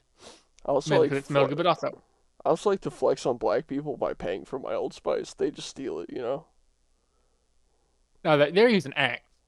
No, no, it's like a known thing that black people steal like ungodly amounts of Old Spice. Did not know that. Yeah, yeah, it's Know it's that. extremely common for some reason. Really? Yeah. In fact, if you go to like pretty much any store in California, the Old Spice specifically will be locked away, and you have to get assistance to But get it. doesn't doesn't California have like that petty theft where like if you steal anything under like $999, you can't be charged for it? Yeah, if it's $949 or less, it's just a misdemeanor if you get caught. If you get like up to 950 though, it's like, Then it's a oh, you felony. stole you stole $949. We'll let you off for the warning this time. Don't let it Literally, happen yeah. again. Oh, 930 this time. That's a slap on the wrist. $950 though. You're getting executed live on Yeah. TV, Yep. Buster. That's why I want to go to California one time just to steal some shit. I mean, on that topic, there's this series I watch on YouTube all the time. Shout out to them, I guess. It's Last Meals. They'll bring on a celebrity, interview Uh them, and ask huh. them like, "Oh, what would your last meal be? If you were being put to death or something." Yeah, I Like, seen that. and they'll just like interview them. So, like, what would your last meal be? I'm curious. Like, as much as Oh you want, just man, like realm of possibility. There we go. That's the topic. man. Have you ever thought of that? I wouldn't want a meal prepared for me. I would want Hmm. unlimited access to a kitchen with everything I could possibly cook inside of it. Like I'd want like one Ooh, of every cut of meat. I'd want every single infinite spice life in the stack. world on a big spice rack. I'd want every kind of pan and knife and spoon and everything. And I would just go crazy for days making the biggest, most elaborate meal Ooh, for myself, and then I'd just sit down, take a bite of everything I made, enjoy every flavor of everything there, and then go get killed. I've put some thought in this, and after watching the series, hear me out. So I'm going like full like Southern staples because this is where I grew up my whole life. Mhm. Breakfast, I'm taking biscuits and gravy, bacon, sausage. So I'm doing like a full like 4 course meal, right? I'm going for my like second course. I'm taking fried pork chops smothered in gravy, some more biscuits to go along with it. Main course, I'm taking a nice steak, probably cooked like medium. Just play it safe. Get a fully loaded baked potato with that thing. Then Mhm. dessert, got to go like man, gotta go for like a full cheesecake or something or a key lime pie. I'm going ham. I'm going to get like a bucket of fried chicken in there as one of my courses. Mac and cheese for sure. Just I'm going all out. I'm splurging because it won't matter in a few days anyway. Yeah. I'm just taking like all the classics from Kentucky, Tennessee, where I've lived. No, I just thought of the best answer actually to this question. You know what I Order a would? ton of stuff. Say you're not hungry, and that's what Texas did. That's the reason they don't do a last meal in Texas. Some dude did that. Yeah. So if someone said, "All right, you're gonna be sentenced to death in a couple hours. What do you want your last meal to be?" It'd Hmm. be a nuclear bomb. If I'm going down, you're going down with me. Yeah, this whole prison's going down. I'm wiping it clean off the map.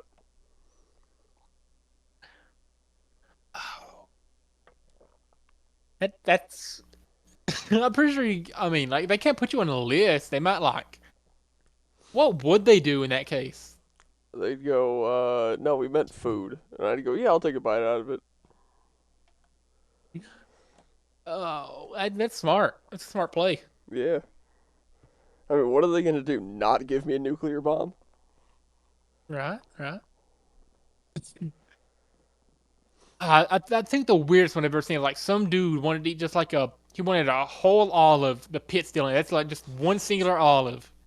And he said like, oh, when Yeah. you bury me, I'll grow into a cherry, not a cherry, a olive tree or something.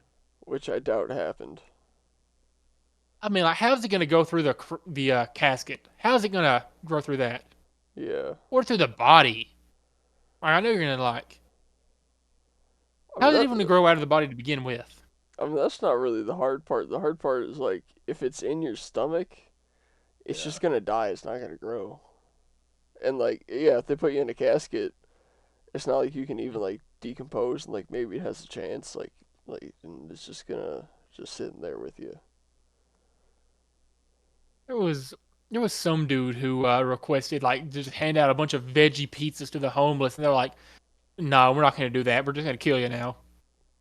And then after he died, a bunch of people are like, "Okay, we're gonna start handing out pizzas to the homeless to avenge the lost witch of this, hardened criminal." Yeah. That's what they did. You know, So I Australia. Sorry. I'll go on. So Australia is like the worst thought out prison ever. Hmm. Because like the British, they were dropping off a bunch of people they didn't like there, and then they just formed a Right. society like right away and became like a somewhat prospering country. Like they're those British people went there one time and they saw all the crazy fucking animals that come out of Australia and they were like, yeah, fuck that, we're never coming back. They sent a bunch of Wombats and kangaroos. yeah, they sent a bunch of prisoners there thinking they'd die some horrible deaths, and then we got Australia. And Tom, I think you could kill some time for like 30 seconds. I'll go run to the bathroom. Absolutely. All All right, right, just start rambling. all right, folks. So today we're going to be talking about Adolf Hitler. Um, no, that's a joke. We'll save that for a future episode. Me and Landon do have some plans to bring some, we'll say, conspiracy theories into the show eventually.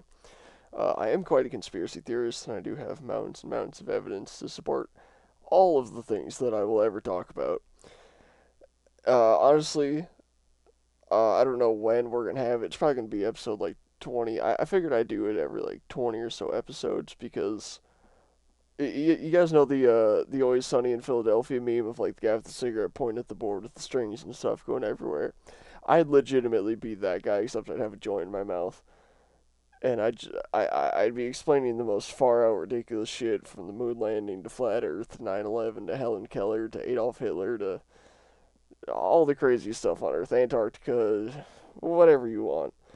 And I mean that'll be a pretty All fun right. segment. Okay, we got Landon back. And That's what good. did I miss? What did I miss in the you know minute I was gone?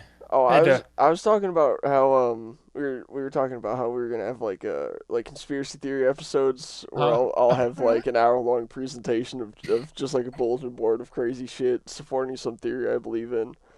And I Like a was saying, slideshow or something. yeah, I was saying it'll probably be every like 20 episodes or so because I'll need a lot of Yeah. time to like put these all together. And so it'll be a nice thing like 2 3 times a year we'll have a big episode where I try to explain some crazy theory. Ooh. All right. All right. Yeah, I No, figured that that'd be pretty fun. man, the only conspiracy theory I really believe in is I don't know how much you know about. Like you said, you don't know really a lot about sports, but there's like back in like the 1960s, there's this dominant NBA player. His name was Wilt Chamberlain, right? Like he Oh, was I like know him. putting up insane stats. Yeah. So he's allegedly the only person to ever score 100 points in an NBA game, right? Yeah. Problem is, there's no footage of this game that exists. There's like nobody who's like at the game came out and proved it or nothing. Like the only thing is it's like the stat sheet and like a couple minutes of radio broadcast from the game. I'm Okay. a firm believer that Wilt Chamberlain did not score 100 points that night. How many points do you think he scored?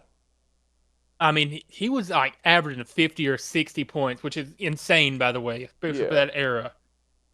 So I would believe if he put up like 60 or 70 or maybe even 80, because Kobe Bryant scored 81, Mhm. but I do not think he scored 100 points. There's just no physical way that he can score 100 points in 48 minutes of basketball. So how do you think that rumor got started? Probably because like it was Wilt Chamberlain, people would believe anything. They're like, oh yeah, this dude, he's like 7 foot something. By the way, if you look at the statue for that game, or you look at records people talk about, there's like a lot of his points came up with free throws, which he was notoriously like bad at free throws. He's like known for sucking at shooting free throws. Like he was like if he was within 3 feet of the basket, he probably was gonna have a 50-50 chance at missing it. The further back, like free throw line, he was awful, and like a lot of his points that night, that's just what's not likely. Mhm. Like allegedly, he barely got it off. He was at like 98 for minutes. And they were like holding him back, but conveniently around the end of the game, he hit triple digits. Yeah. Like that's like the only like, major conspiracy. Oh yeah, that and I think Helen Keller was a fraud. She was Me not too. blind or Me deaf. too. Oh. Oh, you think she'd see? I think. I mean, I know for a fact she could at least hear, because first of all, she was like an established, like really like good writer. If you're blind and deaf from Hold that on. young of an age, how are you going to understand what language is? Okay, How to write? I'm not gonna say too much because this is gonna be one of my conspiracy theory episodes. I mean, I'm just like laying the groundwork. So you know how she had that professor that was like tutoring her through like her whole life? Yeah. Well, it just so happens that all of Helen Keller's political beliefs lined up like absolutely Hmm. perfectly with her trainers, and that everything she ever Uh, wrote was like a direct copy of stuff that her trainer wrote in her books that she gotta. also made. Yeah. And like whenever Helen Keller would be quote unquote sign languaging in their like hidden language into the teller's hand, that Helen Keller had no fucking idea what she was doing because she's a blind deaf retard. And she was just going, probably, just tapping her fucking hand, and then her tutor was probably just saying signing whatever like she wanted Helen Keller to say so that she could have the fame instead of Keller. with all we know, Helen Keller probably gonna be like signing off like every single slur known to man. Yeah, she could have just been saying the N word over and over. Oh God, but no, I think I don't know if she could see and hear, but I know for a fact that woman had to be able to hear. So you see the video where she's like stringing together full sentences. Like, I mean, it sounds like this when she talks. Uh, Barely get enough syllables, but still, like Not even that good. you run water over her hand, she can say water, Yeah. water. Like she could at least hear. Yeah, I mean the I thing is mean, almost anyone that's like considered blind or deaf isn't 100% blind or deaf. It's like a 95% deficiency to the point that you might as well not have that sense. right. Like I've always thought it was weird since I was little. I've been able to pick this up since I was a kid. It's like if she's blind and deaf, how does she write a book? How does she communicate? How did she? I'm pretty sure she did something with Braille. Like she did a lot of work, with how blind people are able to communicate. Like she didn't invent Braille or nothing, but I know that she probably I had something to do with it.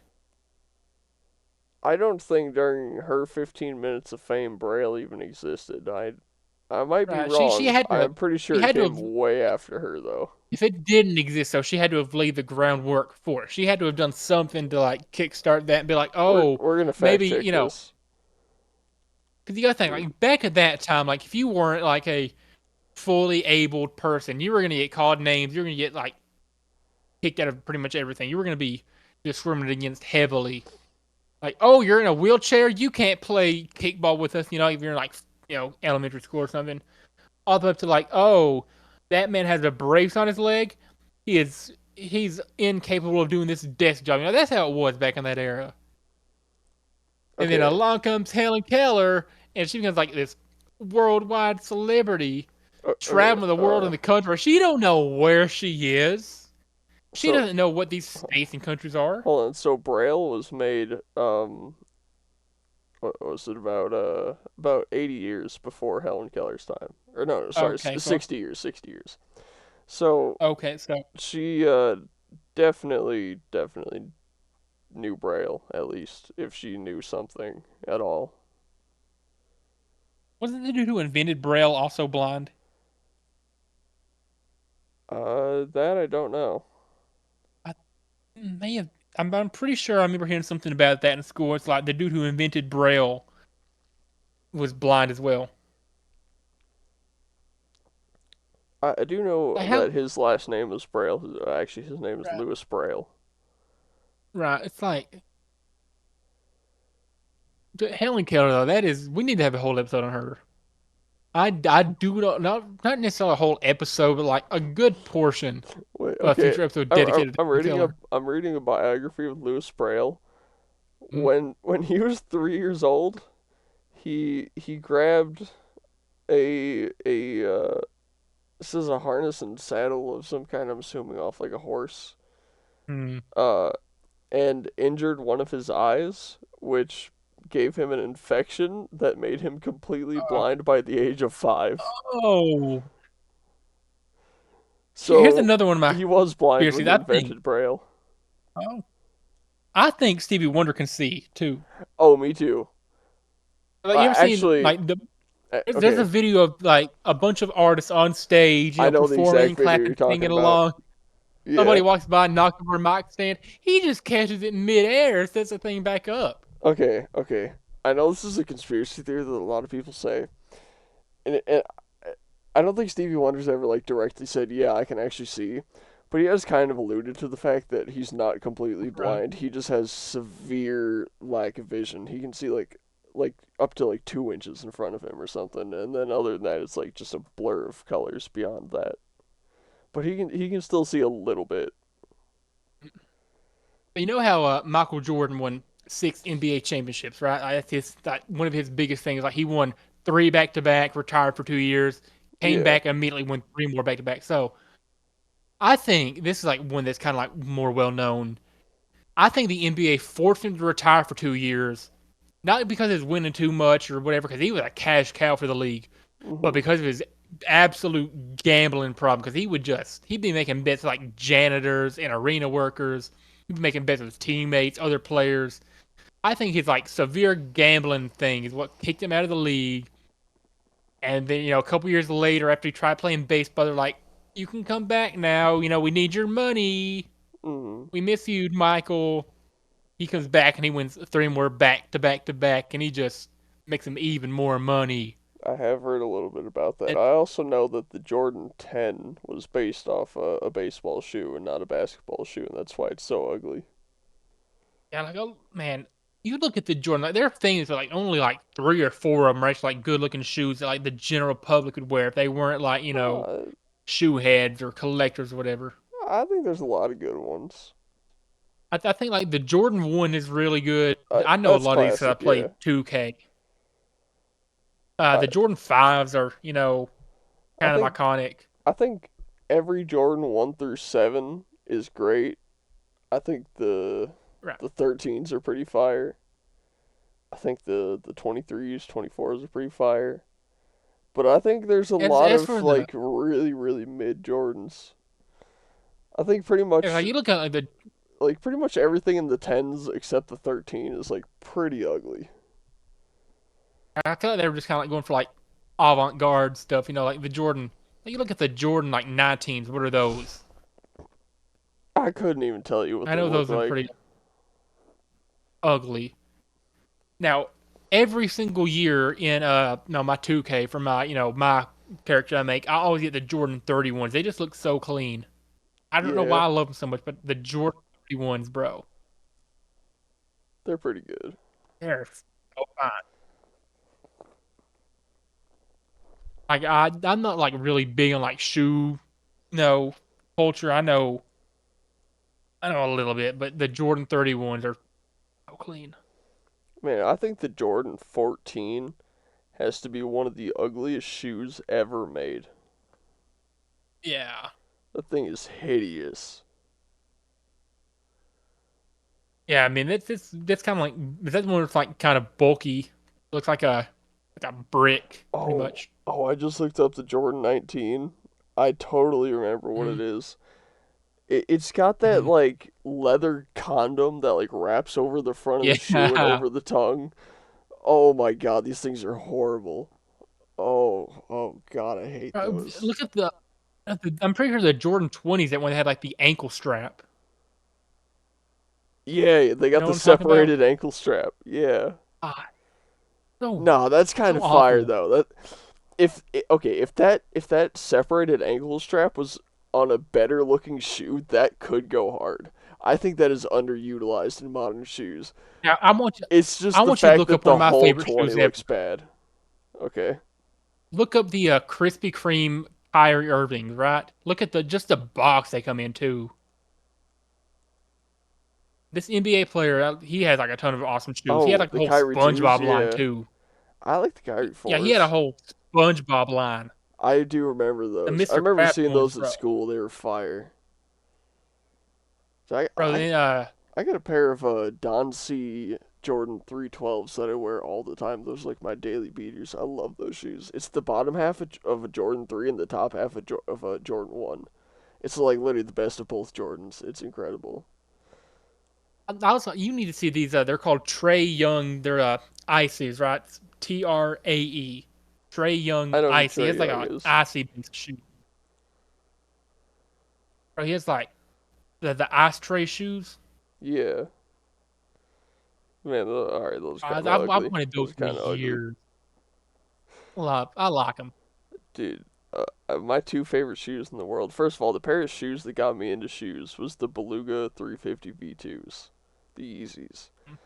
I saw those for the first time, and something about it just clicked that shoes could be like a fashion item and something that looks cool and not just something you gotta wear. And that like got me into shoes. And then, man, I just completely forgot what the other one is. Holy shit!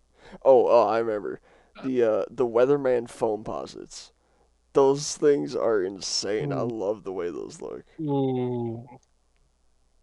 I think foam posits are like a really good looking shoe in general, and the Weatherman color scheme is just kind of iconic. Like that is a fantastic looking shoe. My favorite pair of shoes that I own. like ever, and I'm on right now. They're Steph Curry Elmo shoes. Like they're red. They got the Elmo pattern on them. They got a like red fur on the tongue of them. The inside liner says Sesame Street on it. And I love those shoes so much. Dude, I've got a Like, pair of Hardens from before he had his own shoe line. So before he had the Harden volume shoes, he used to wear Adidas Crazy Light Boosts. I have the right? I have the Crazy Light Boost 2016 in the Ghost Pepper colorway. You can't even buy those things online, bro. They don't exist on the resale market, and I have a virtually brand new pair of them in my size. How much would something like that go for then, since they're not on the market? So I got them in 2017, and I think I paid like 120 bucks for them, like pretty much retail. I don't know what Right? they would go for because like a pair of them hasn't sold on the resale market in years. They're insanely rare shoes, and I'm so glad I have those. It's like I have a couple pairs of uh Kyrie's. I've had some Giannis Antetokounmpos. I've had some Curry's. The I have a pair of Goombas? Luka Doncic shoes. Hell Huh? yeah. The I've never had yeah. Hardens though. Never had Hardens. Oh, I've got the Harden Volume 2s. They're fire. It's actually one of my favorite shoes to wear. It's so comfortable. Yeah, Harden has some like good looking ones. I never owned any. Yeah. I mostly got Jordans. I got like four pairs of Jordans. Oh, I got a lot of Converse, dude. Oh no, dude, I got like six pairs of Converse. I got some Diamond I Supply Go got Puma suedes. Those are kind of fire. there you go. Uh, I dude, I've I got two pairs of Converse. I think I told you about this maybe like a couple weeks ago when I found out. The Converse did a collab with DC in like 2018 or 2019, something like that. And they had like Batman, Superman, Joker, Harley ooh, Quinn, like all sorts of stuff. I got a pair of the Joker ones and a pair of the Harley Quinn ones, and those were my like everyday shoes that I absolutely beat on riding BMX around town like as a teenager. I still got them. They're still beat to shit, like absolutely unwearable trash like shoes. And I paid right. like 35 bucks a pair for them when they were like brand new. Dude, they go for like 3 or 400 each on the resale market now if they're in good condition. And it's like I actually just like I've wrecked been them. loaded. Yeah, like I've got theoretically $600-700 worth of shoes sitting right next to me, but they're just trash, so they're not worth anything. Yeah, probably like $6. If that, There's yeah. another one I've seen. It's a Sprite shoe. It's a NBA player had a Sprite shoe deal. It's like so like I think it's Grant Hill was who it was had a Sprite based shoe had like the Sprite logo on the bottom, Oh, the colorway, I know the LeBron eights had a Sprite right? colorway. Like And, oh, Sprite and or Sprite Cranberry. the 17s did too. Or like LeBron gets like creative with some of it. I've seen one at the Nike store the other day. It's a like cheetah print on it. I have like fuzzy cheetah print. Yeah, I got It's some. it's so weird. What are they? LeBron Witness twos? No, man. What? I don't even remember what generation they are.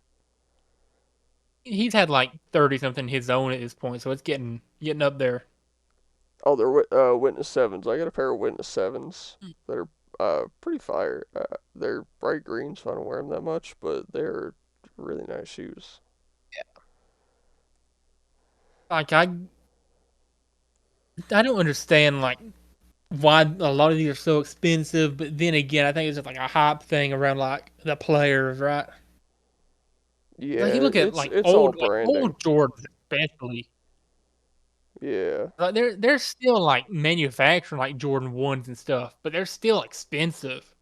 Well, yeah, They've 'cause been out for like certain 30, colors of 40 them, they years. just make like a couple pairs of them, so they're rare just based off availability.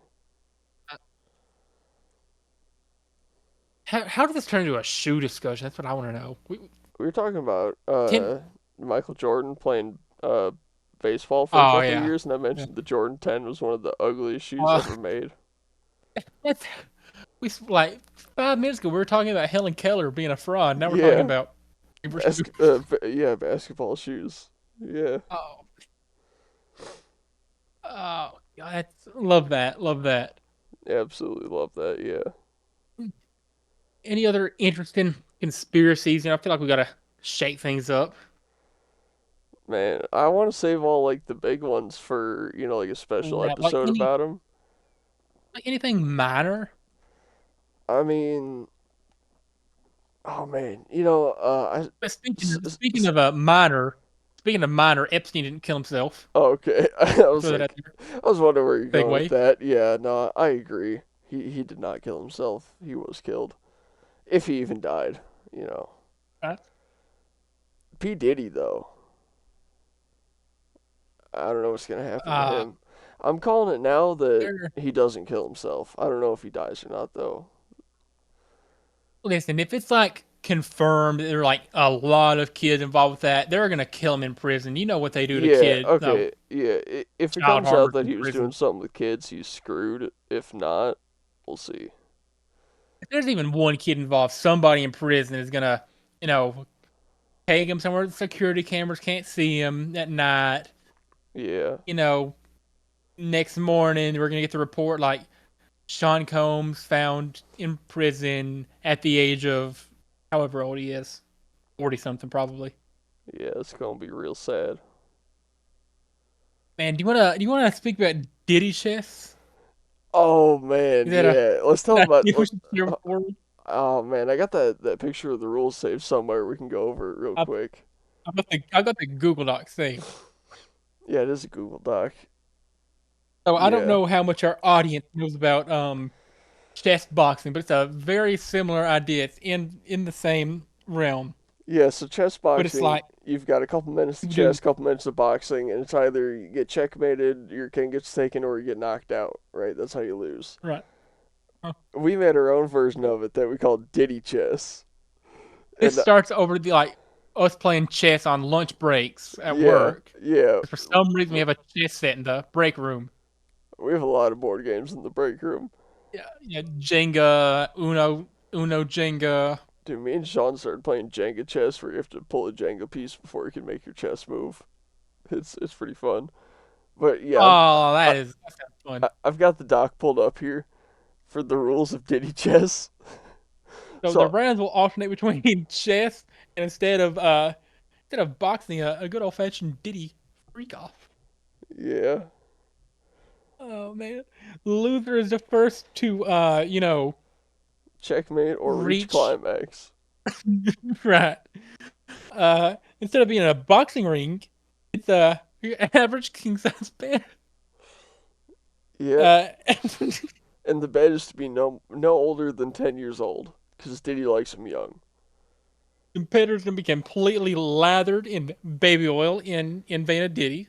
Yeah, and instead of wearing typical boxing gear, the competitors will be completely nude while they're lathered in baby oil. During rounds of Average chess chess, rules. yeah, the rules Average apply. rules apply. But What's the do you want one to read the exception, exception? Landon? Yeah, what's that one exception? Uh, Once per match, not per round. Once per match total, a player can activate their R. Kelly card, which allows them to urinate on the opponent for the full duration of that round.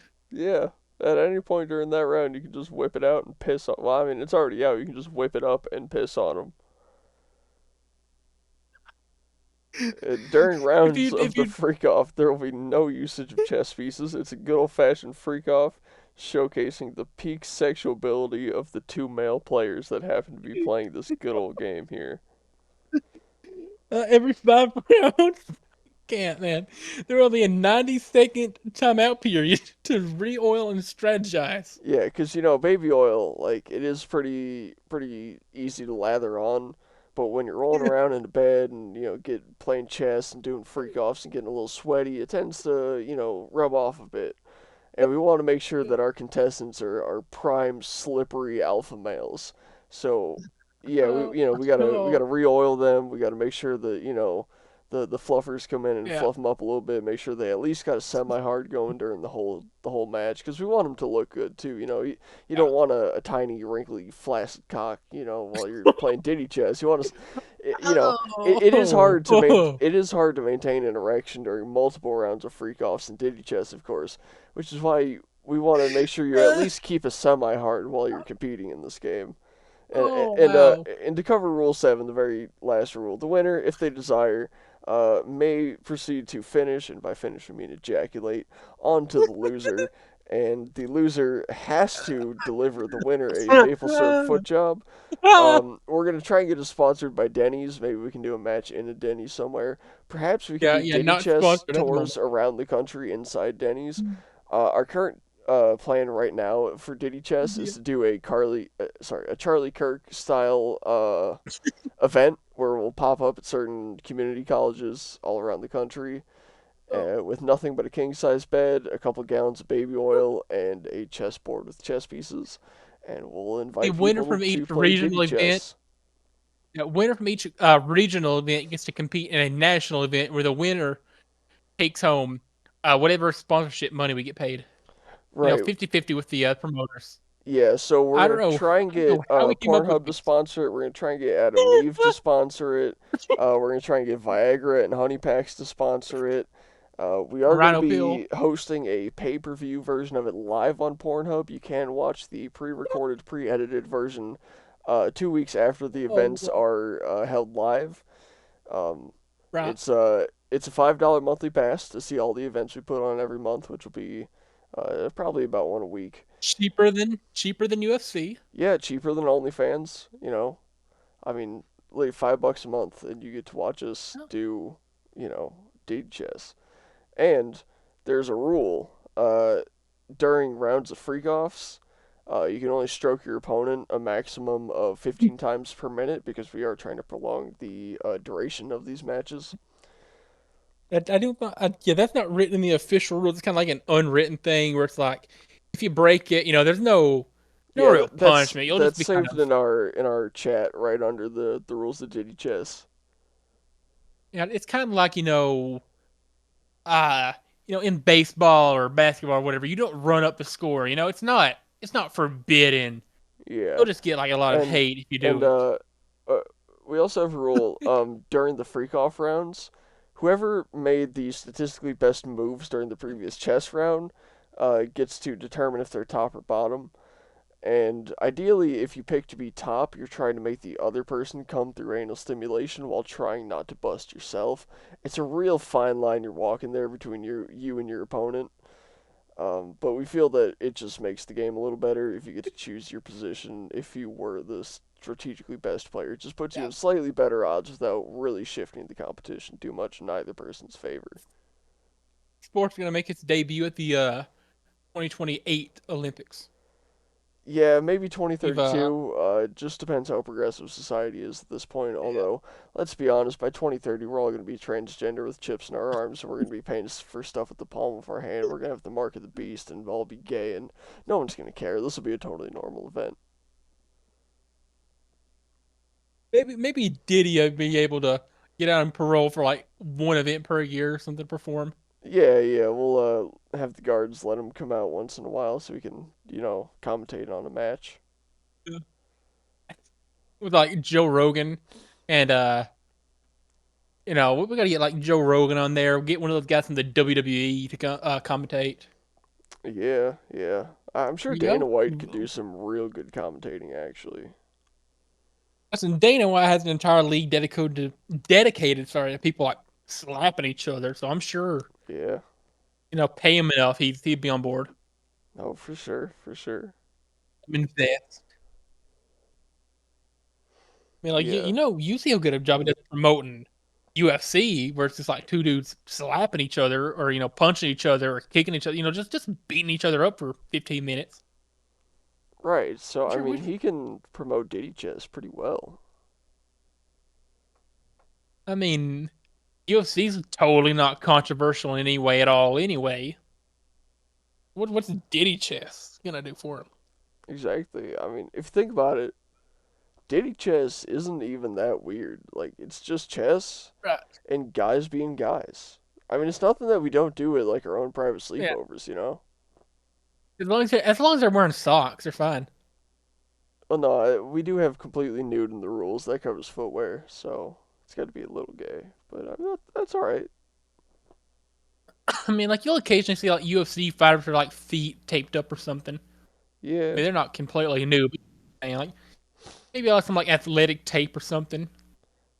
You also see people Because like who's the oh man who's the guy that says balls were hot? Derek Lewis. Yeah, yeah. Man, classic moment, you know. So why'd you take your pants off? My balls was hot. I completely understand. There's gonna be a lot of moments like that. Except it's not gonna be What's taking their pants off. It's gonna be like slapping their balls on another dude's face. uh, oh, you ever seen the redneck brawls?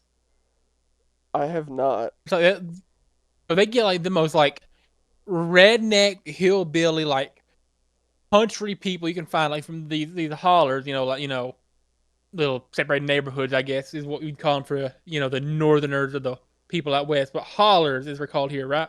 Mhm. I just find these random people, like these jacked up, like hillbillies from the Appalachian Mountains, right? And they'll be like, "Yo, you want to come box?" And like, "Oh yeah, I'll come box." And they'll be posting videos, like calling each other out, cussing them out, flexing, all 170 pounds of flesh and bone they got in their body, Mhm. talking about like, "Oh, this hometown is better than your hometown."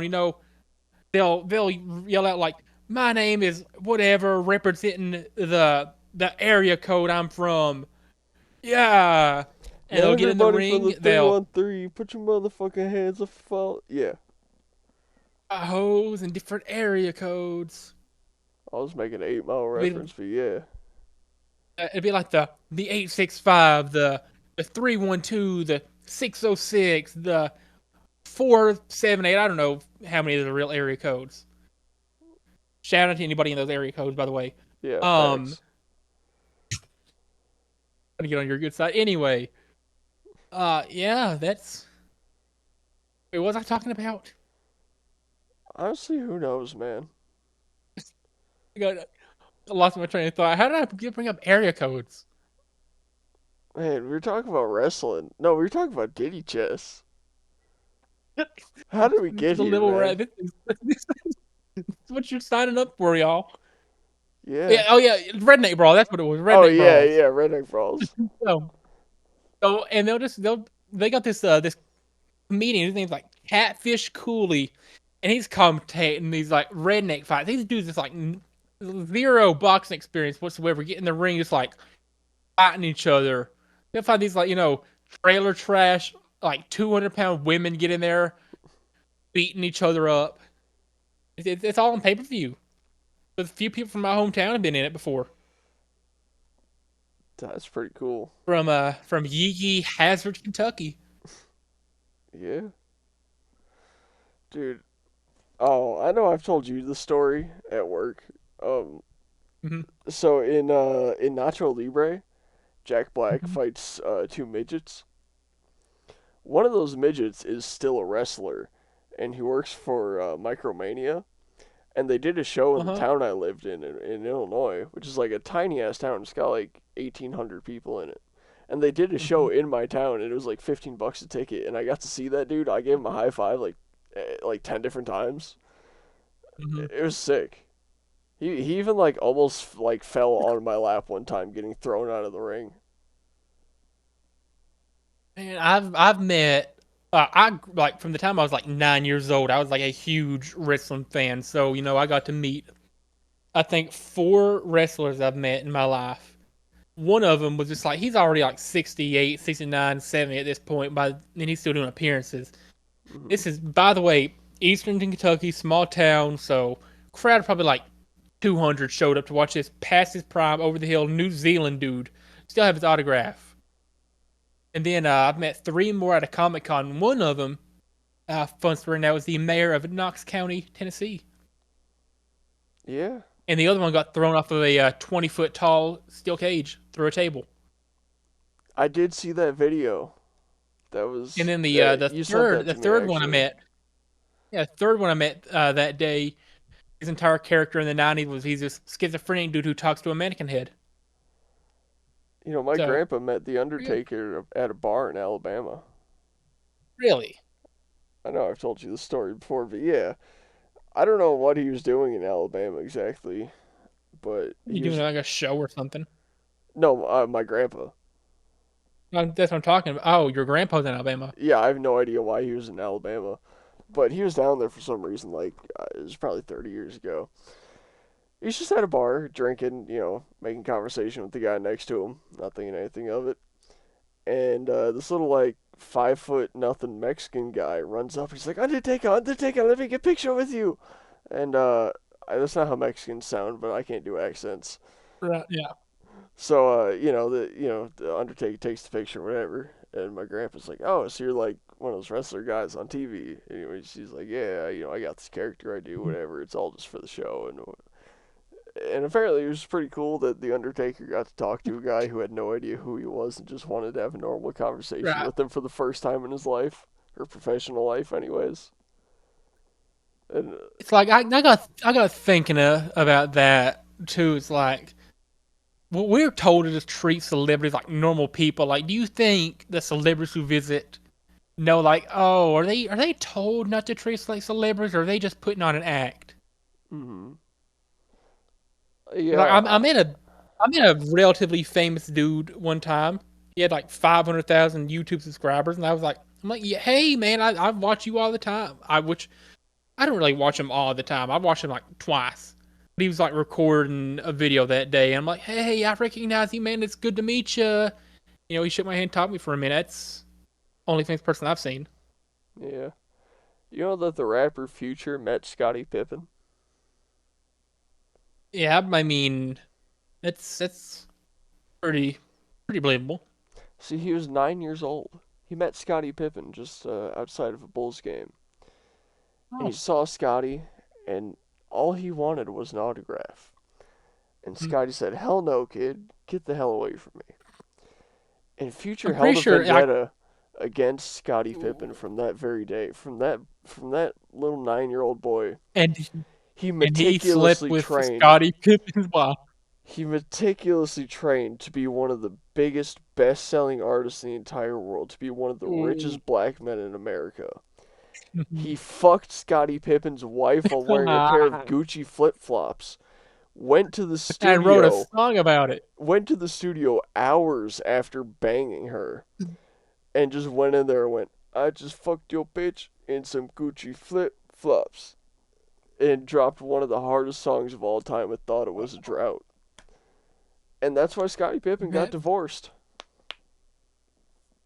man, that's Scottie Pippen's wife has to have some, like how many miles do you think she has on her just from like rappers and no Too players through the too years? too many. Too many. Way too many.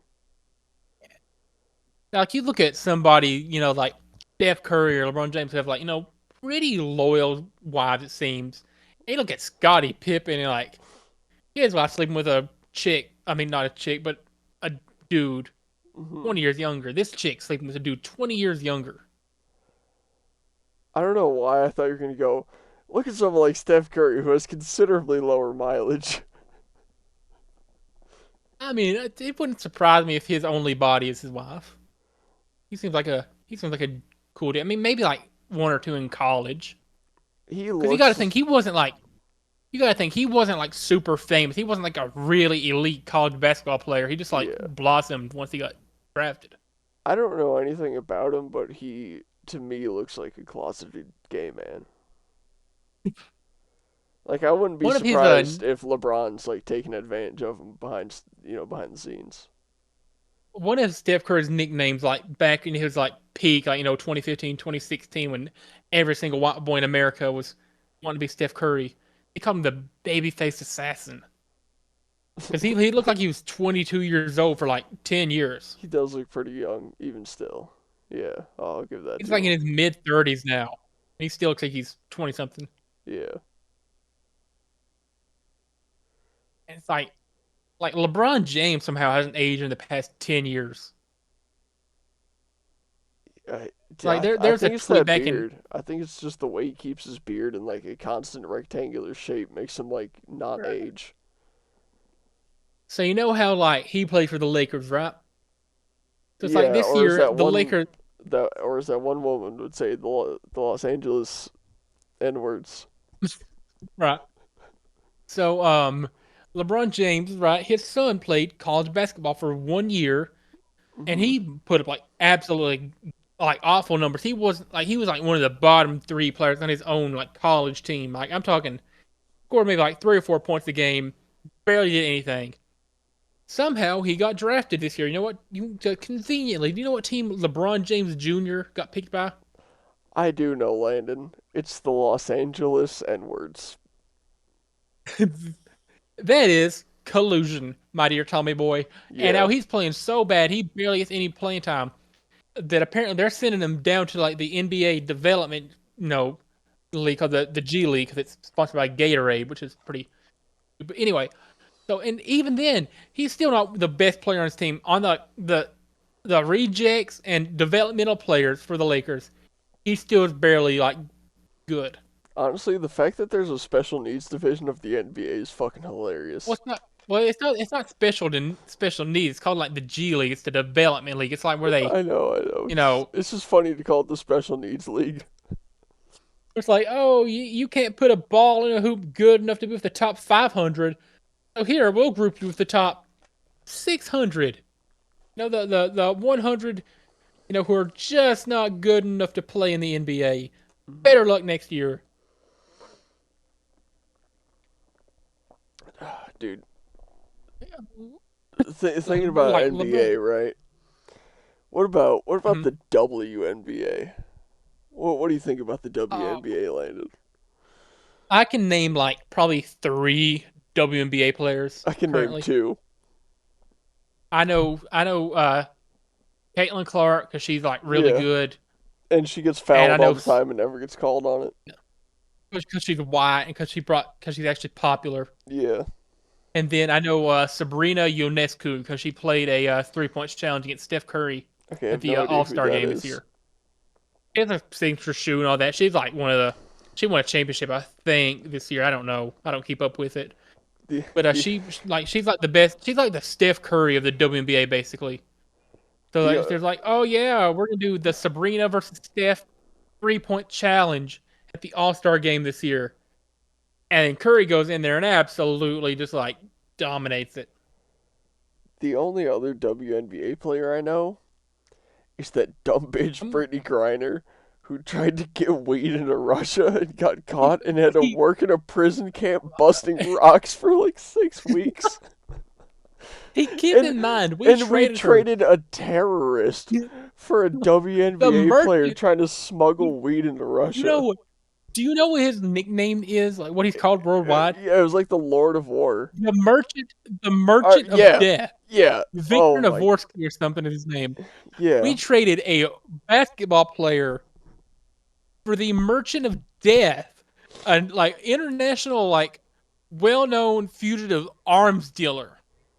One of the worst trade deals in the history of trade for, deals possibly ever, to quote the 45th for, a, president of the United States. for, a, for a woman who may or may not be able to put a ball in a hoop really good. I don't know. I don't She's watch not even. WNBA that No, much. she's not a good player. Like that She's was just something everyone tall. brought up, is that she's not even good at basketball. She's just a seven She's foot tall just black tall. woman. She wasn't even the best player in her like prison rec league basketball team. I bet. If they even had one Their 1 hour of rec time per week spent like per probably year. just like in a oh like if it's a Russian prison, in the gulag, Yeah, they're literal probably like gulag. yeah, their 1 hour of rec time per day is probably like a 5 by 5 square paged off from all the other prisoners in their 5 by 5 squares. Yeah, their rec time is getting to wear clothes in the shower room after they're done showering. Their rec time is getting like a pillow for about 30 minutes to lay their head on. Their rec time is getting to eat a baked potato that's actually warm. Their rec time is like getting to use running plumbing. Their rec time is getting to use toilet paper instead of leaves. Their rec time is like listening to like 1 second of an American song, and it's just right back to the Russian anthem on repeat. Their rec time is one of the guards looking at him and going, "I know English, comrade," and then going back to Russian. Oh my god, their rec time is getting to socialize, in the dining hall for good behavior, which is complete silence for 3 whole months. That I guarantee you that's got to be pushing it though. Their rec time is lights off at 6:30 p.m. instead of 6 because someone paid the electric bill that month. Their rec time is getting to listen to radio broadcasts of like whatever Russian government atrocity occurred that week. Their rec time is turning up the power on the nearest radio station so they can hear the propaganda clearer. Their rec time is getting to open the windows. Their rec time is getting to huff gasoline so they forget where they are. Their rec time is getting to watch the CCTV footage of their court case being read. Their rec time is being forced to watch WNBA highlights. Oh no, that's a war crime. That They're might be psychological torture. like Guantanamo Bay. Yeah. And you ever heard like the torture playlist they have at Guantanamo Bay? Yeah. Barbie Girl, Enter Sandman by Metallica is on there. I'm pretty sure System Hmm. of a Down has a song being used for Guantanamo Bay torture. Yeah. Yeah, they play a lot of like annoying music and like dark music, and they get Hey, fed if I had like, to listen to Metallica for 6 or 7 hours at a time, that'd be pretty dope. I like Metallica. yeah, but if it was I a know if I'd song want to hear the about your same nightmares song. being haunted and being like watched while you sleep, it wouldn't be that nice. Exit light, enter night. And I It's mean, a good song though. their diet consists of like two slices of really bad bread and some dirty water. And Probably they like taken directly from the bay. Yeah, and they just like they sit in like a pen all day on their hands and knees, handcuffed, like hog-tied with handcuffs and a bag over their head. I think they're getting waterboarded at Guantanamo Bay still, or is that like outlawed now? I mean, I'm sure it's still I happening even I like under the table, I but think Obama said they can't waterboard him anymore. I think I remember that being one of his things. the same president who put Mexican kids in cages at the border. Yeah. Okay, I don't really got a problem with that. Like, don't bring your Mm. kid, and they won't get put in a cage. It's like this fancy little thing exists here in America. It's called paperwork or Yeah, green card. You know, y'all, it's called credit to them. not They're hard trafficking workers. They fentanyl can, over the border. they're hard workers. Get a construction job, make yourself, a few $1,000s in a few months. Get your papers, come here, don't get detained. I feel like one of the most common arguments I see against sending illegal immigrants back is people going, "Well, would you want to work the jobs they work?" And it's like, me personally, with the privileges I have in life, fuck no. Would someone who Hmm. just needs any job in the world and will do absolutely anything for a paycheck, fuck yeah, they'll do those jobs. Like, hire It's like, felons to do the jobs the illegals are doing for the same, like, not legal right. amount of pay. It's like, how much do you think a border wall genuinely cost him? Because like that's like that's one of the big campaign points Trump made, 2016. Like, oh, I'm gonna make Mexico pay for the wall, just keeping their own citizens out of our country. They're Okay, gonna pay for the wall. I think making them pay for the wall is stupid because it's our wall. However, I know it'll cost less than we've sent to Israel or fucking Ukraine in the last 4 years. Uh, Like we could have had 10 border walls. yeah,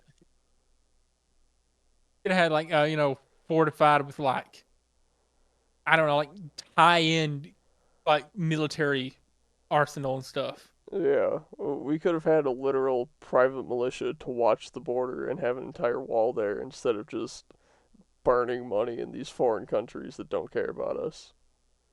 It's in like the fourth century building the Great Wall of China. It shouldn't take multiple centuries now. Like we can put that thing up in a couple years, genuinely. Dude, I'm so glad you mentioned the Great Wall of China because I'm saving that for another conspiracy theory episode. The Great Wall of China was Ooh. not built by China to keep the Russians out, it was built by Russia to keep the Chinese in. You seem like the kind of guy that believe like the pyramids were built by aliens, which I don't know how I they're don't built, believe but in aliens.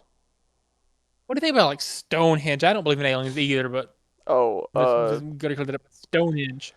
How was so Stonehenge built?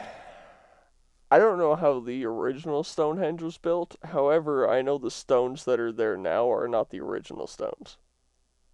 Like I was about to say, how does it stay up so long? Like how does that one it's like laying across not fall?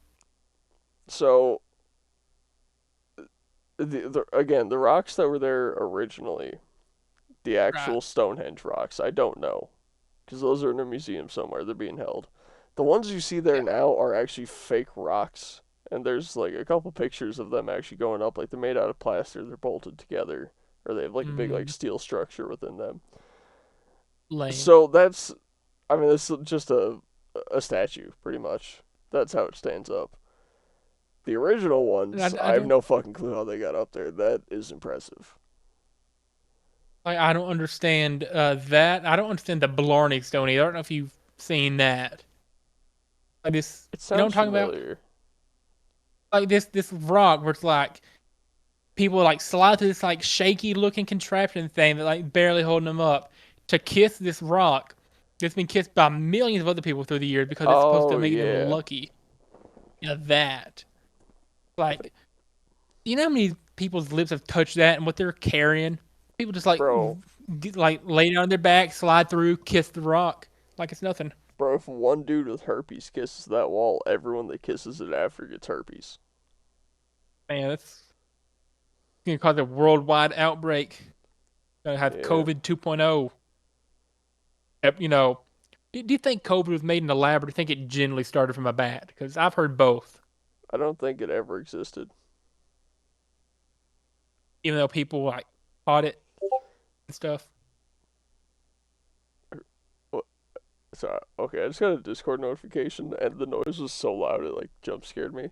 Um, Man, shit, fuck, what was I gonna say? Oh yeah, okay.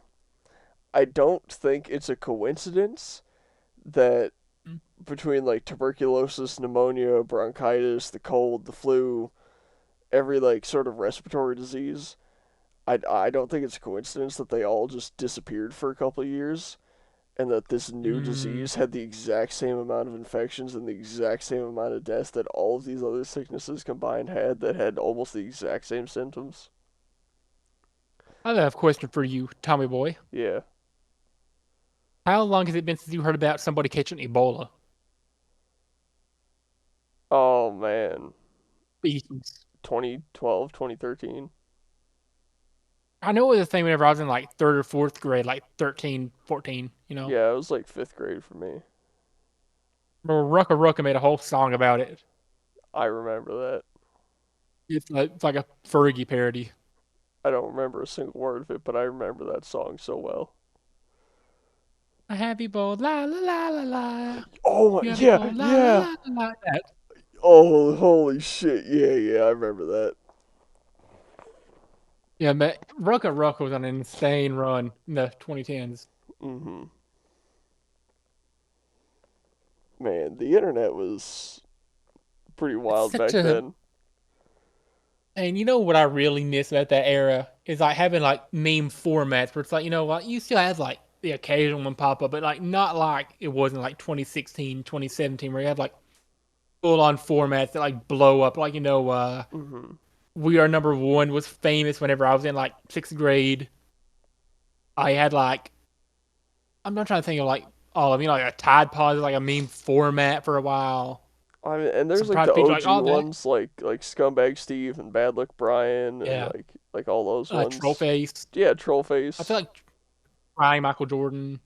Oh yeah, classic. Uh, Nyan Cat. like what?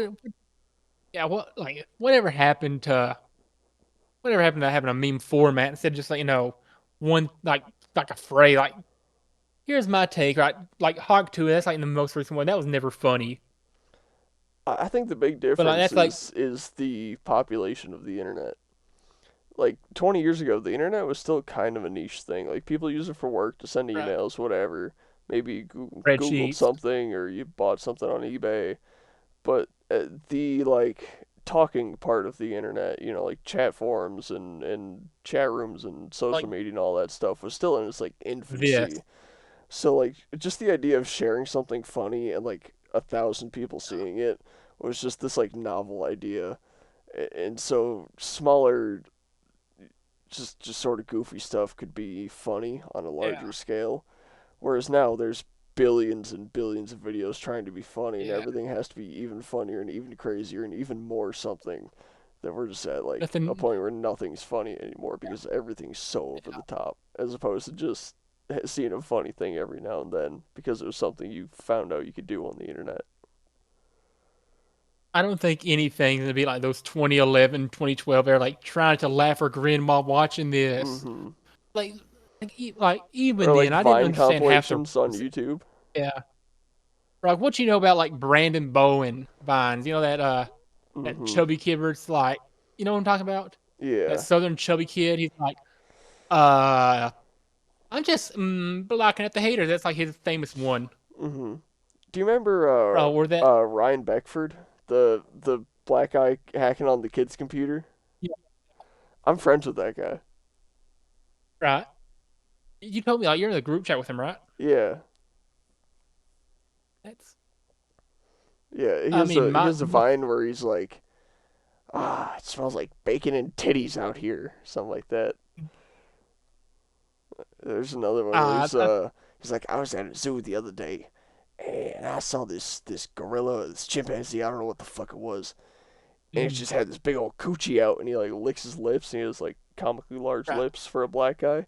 He's like, I just got a little horny, man. I got an erection. I started beating my meat. I wanted to beat them gorilla cheeks. It's like one of his most viral videos. What you know about like the watermelon guy? Oh Like man, she yeah. showers with Pantene, but I got watermelon to keep me clean. Or what about the? It's a watermelon. It's not a watermelon. It's the most wonderful thing I ever seen in my life. Ah, man, just that That was that like the era. Like first I wish Vine I ever saw. like I know if Vine came back, it would never be as funny again because like TikTok is Yeah. like I use it, but even then it's like completely fried people's brains to what comedy is. Like Vine, like a potato flew around my. You're never I gonna get was another just one of thinking those. about that. Yeah, there's never gonna be another one like that. Or like the water You're never gonna bottles get like people dab and then Ultimate by Denzel Curry comes on. Like that, something like yeah, you're that's never gonna be funny again. you're never gonna get like another Brandon Bowen or King Bach or Bro, King as Bach was much never as much. funny, man. He was never funny. I hate to say it, I never But liked like him. we thought he was funny at the time. Like I don't think he's funny Yeah, either, but at the time, it's like dude, here's my hot take. I've Jake and Logan never Paul got their start on Vine, and then they went into like man, Disney and then YouTube, and like now they're boxing boxing and Mike pro Tyson wrestling. and Floyd Mayweather, and yeah, Now Logan Paul's wrestling on like WrestleMania. yeah. Now he's in the WWE and like buying He held a Pokemon he cards. held one of the title belts in WWE for like over 250 days. He I never did not showed know up and that. bothered to defend it. He never like it's called the United States Championship. It's like one of their like second tier titles basically. Hmm. Like he held the title for like 250, 260 something days. Never bothered to show up or defend it or make an appearance with it. He just kind of had the belt, dipped out, came back a few times, lost it 270 days later. Yeah, dude, he's a pretty good wrestler, honestly. Like some of the moves he does are Oh, like just he's crazy. insane. He's insanely good. Yeah, He still showed a dead body in Japan. yeah. I saw that video when it came out. I The other thing, watched the like whole thing. Disney Channel around that era gave like it did some irreversible damage because who was on Disney Channel around that time? Dan Jake Schneider. Paul was on Oh, Disney Channel. I was gonna that was Oh no, Age it was Nine or Nickelodeon. Nickelodeon. Yeah. Yeah, but Disney Channel. Sabrina Carpenter was on Disney Channel. Unfortunately, Olivia Rodrigo was on Disney Channel. So there's the two white girl anthems Oh, the past few dude, years Ariana that have been Grande was on. irreversible damage. Nickelodeon. What? She I was on thought she... Victorious. Oh She was on yeah, and Victorious. Sam and Cat. Yeah, Yeah, that was Nickelodeon. yeah. Bro, Yeah. Sam and Cat, such like a weird, like a fever That's such a dream. bad show. It was a bad It's show that like, like never ended. remember Like that, it, like, it they had that literally fire only dude on there? ended. It only ended They because hung out. Ariana got so big through music that she just pursued that instead of that show. And then Jeanette McCurdy wrote a book about how she's happy her mom died. I don't know what the book's actually about, but that's what the title is. I'm glad my mom died. That is awful book title. No, actually, if you read the Itchy. book, it totally makes sense. Oh yeah, I've not read it. I don't know if I plan on reading it. Yeah, I mean, there's no point in reading it, but yeah, it makes sense why she called it that. Is her mom like abusive or something? Yeah, and she took like a lot of the money she made as a kid. I mean, Hmm. that's a really common thing among industry Yeah. parents. Right. But hey, my daughter, got to show her feet to Dan Schneider, so Dude, it's $1 million. there's an episode of iCarly when she's like 17 and one of her tits are out. Really? Yeah, they're in like changing rooms or something, and Carly like steals one of her shirts while she's like changing out of it, and she like shakes around a little bit, and you can like see the side of one of her nipples in the shot. How did that get through like the show filters? Dan Schneider. Yeah, I know he had, I should say, not has, because he's probably fired. But I know he had like a lot of say in that sort of stuff. But even then, that's why were there so many like feet shots? I don't. Dude, same thing That's with like the thing he's known for. uh Quentin Tarantino, Quentin dude. Tarantino. There's a foot shot in every single movie he's ever made. Never forget, he wrote. I don't know if he like. I don't think he wrote the movie, but he was acting it. He wrote an entire scene where he got to drink tequila off of Selma Hayek's foot. Man, I don't remember that It's from scene, but I don't think it's from one. I don't know if it's from one of his movies or what, but there's an entire scene in a movie where they go to a bar, some sort of fight breaks out. Salma Hayek is in it. I could misremember the scene, but I do know that he drinks tequila. Like Salma Hayek has a tequila bottle. She's pouring it down her leg, down her foot, and Tarantino has her like foot halfway in his mouth, drinking tequila off of it. That's Quentin Tarantino summed up in a single shot right there. yeah. Like, dude, when he had Uma Thurman get in the pussy wagon and wiggle Yeah. her big toe around. Oh, just classic Tarantino right there. I mean, he was born in Knoxville. Yeah, yeah, I just found that out like 2 weeks ago. Crazy. It was like he was like born like really. It's a movie, by the way. I just looked up From Dusk Till Dawn. Is what it is. Okay, yeah. But he's in that as an actor. But he's him and George Clooney Hmm. and Danny Trejo's in it. Dude, Danny Trejo, I feel like is the only actor that can play himself in everything he ever does, and it's good. Yeah, because The Rock plays himself and everything, and it sucks. Yeah, The Rock Danny plays Trejo shows up. himself, Kevin Hart plays himself, Jack Black plays himself, and almost everything they've ever made except for a few like movies are just dog shit. And I feel like Danny Trejo, every time he shows up in something, makes it better because he's actually a cool guy that makes sense to have as a character. Like he Well, almost is a character in real life. Adam Sandler can show up, play himself, and he does pretty good. Like grown ups, basically just them all acting as themselves. Yeah, And grown yeah, ups is that's pretty cool. true. But that is a bunch of funny adults being funny adults for the Yeah, purpose of making a movie about it. yeah, like uh, David Spade was in that. Chris Rock, Hmm. Kevin James. But, like how Adam Sandler movies, it's like I know it's like a common trope everybody talks about, but he'll like be pulling the finest women. He'll have like a job as like a TV installer or a repairman or a plumber or something, and he'll be dating like Jennifer Aniston or Margot Robbie, one of them Hmm. types. Hmm. He's always got a 10 with him, yeah. Like, that's a dream to be Hold on, Adam Sandler. hold Like, on. oh, Except for Waterboy, because he had his mama. yeah, yeah. Mama said the reading them alligators so great. Like, that's iconic moment. Dude, I don't know why for some reason in school, every time we had a day where like a teacher didn't want to teach and they'd like, roll the TV in on the cart, Mm-hmm. we would play one of three things. It would either be the first Shrek movie, Mm-hmm. 99% of the time it was Waterboy, and Right. sometimes if it was science class it would be Bill Nye. But I have seen Waterboy probably 100 times because of my middle school, and that was like the only movie they'd play.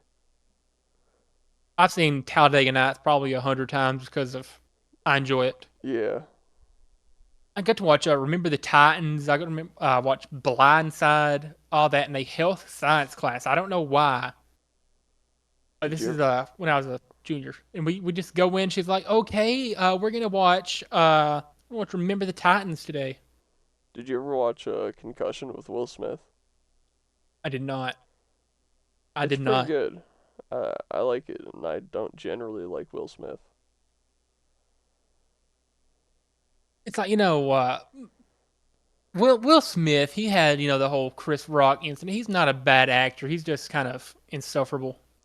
Yeah, no, I mean I like Men in Black. I think that's really funny. Right. Um, I, I think the man, GI Jane joke was what was funny. that was a funny joke. What was the oh my god, I can't remember the name of the movie.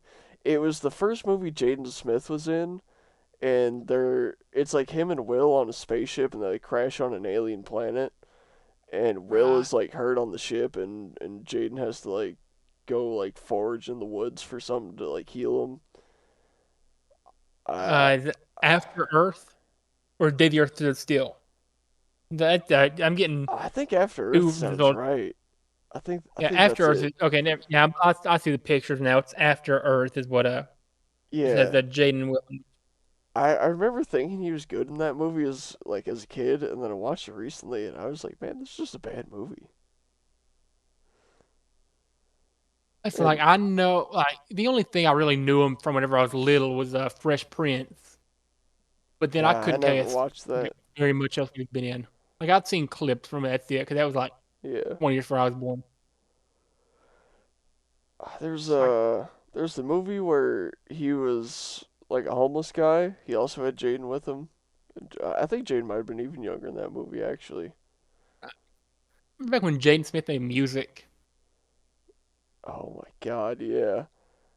I Was want my hair back. I want Icon. my hair No, that was back. I Willow want my Smith. That hair was back in Willow the Smith, his daughter. With Willow. Yeah. Jaden made I mean, Icon. What you know about oh, being icon living? Whatever he says at the beginning.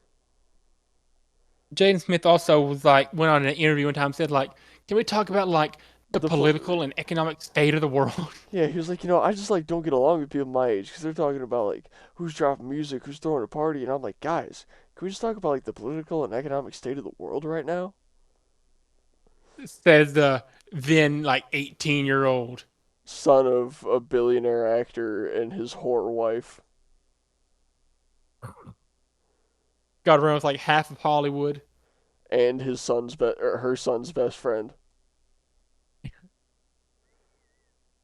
Like like imagine meeting up with your friend after that, going to the studio and make some music, and he's like, man, I banged your mom. I'm the reason your dad slapped Chris Rock. Deal with the like pussy. all that stuff I've been saying in the Xbox chats for the past decade. It was real. Yeah, I made through on it. Yeah. Like the long game. That is the long game right there. Yeah.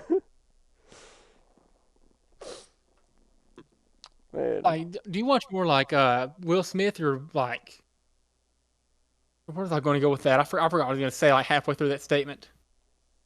I can't even tell where you're So, going with that statement. do you have you watched like more Will Smith or more Adam Sandler while we're on that topic there? I definitely see more Adam Sandler movies. 'Cause, like it seems like Will Smith kind of has like a cameo role in a lot of stuff, and then Adam Sandler's more like Adam Sandler. Remember Yeah. like that? YouTube I Rewind, I think it was like 2019, the last one they made. Like Will man, Smith oh is in it. man, That's yeah, I think hot. that was. No, I think If that I one could was have 2018. I think yeah, 2019 was the one where they had like the the where countdown. no, they like pretended like the YouTubers were directing it all, but they weren't, and it turned out to be like the worst, like most No, that disliked yeah, that video was on all that's the of same one. YouTube. That's the same with Will. That's the same with Will Smith because it was like a ninja was in it. No. Had like a K-pop. It had like some of the animators I think were in that one.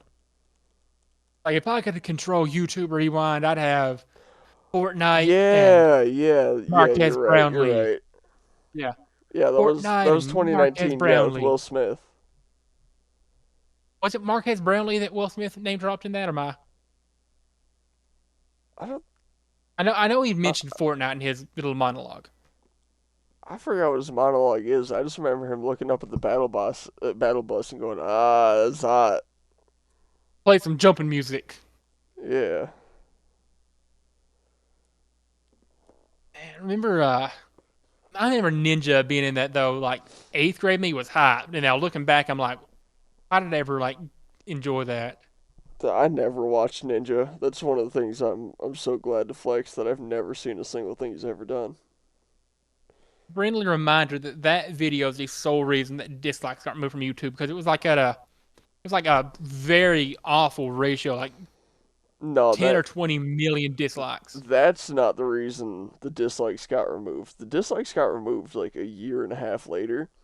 It was like at the it was Really either got the ball rolling. it was either the end of 2020 or the beginning of 2021 because a bunch of stuff from the World Economic Forum, who's like the leaders of like the one world government, like New World Order sort of thing.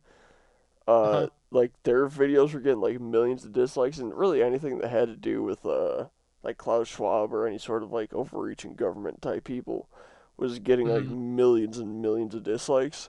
So that's when they took it away, so that you couldn't see that people didn't like those videos. You see, like a few months ago, the CEO of YouTube from around that time died, and like everybody in comment sections immediately were just like clowning on her and trolling her. Yeah, I was one of those Like, not people, even, dude. Fuck Susan. like this came like a few months after her son died. Yeah, nah, Susan ruined YouTube, bro. And I mean, like it was so good in like 2012, 2013, 2014. Then she took over, and it's like everything was Yeah, about money. I think they sold YouTube in 2015 to Google, and that's when she I took thought over. Google bought it in like '06. No, it I started in Google, '05, and I think it was I 20. think Google bought it It was no, it was like 20. I swear it was in the 2010s when they bought it. Gonna have to fact check this. October 9th, 2006, and the deal was finalized November 13th, 2006. Hold on, wait. No, not. Oh, hold on, I gotta double check this. I don't For believe that. 1.65 billion in Google stock. Holy shit! It was 2006. Huh. Because I remember hearing about that recently. Like I watched something about that, and it mentioned the YouTube was bought in '06, like a year after it started. Okay. Well, when did she become CEO? Okay, she became CEO of YouTube in 2014, though. That's what I was thinking of. Yeah, 2014 is when YouTube started going Yeah, downhill. because up until that point, you could post absolutely anything you wanted on YouTube and monetize it so long as it wasn't pornography. Like, that was the one rule. As long as it's not Which porn, you can put it which on is YouTube and make money from which it. is I which is ironic because you know why they started YouTube, right? No.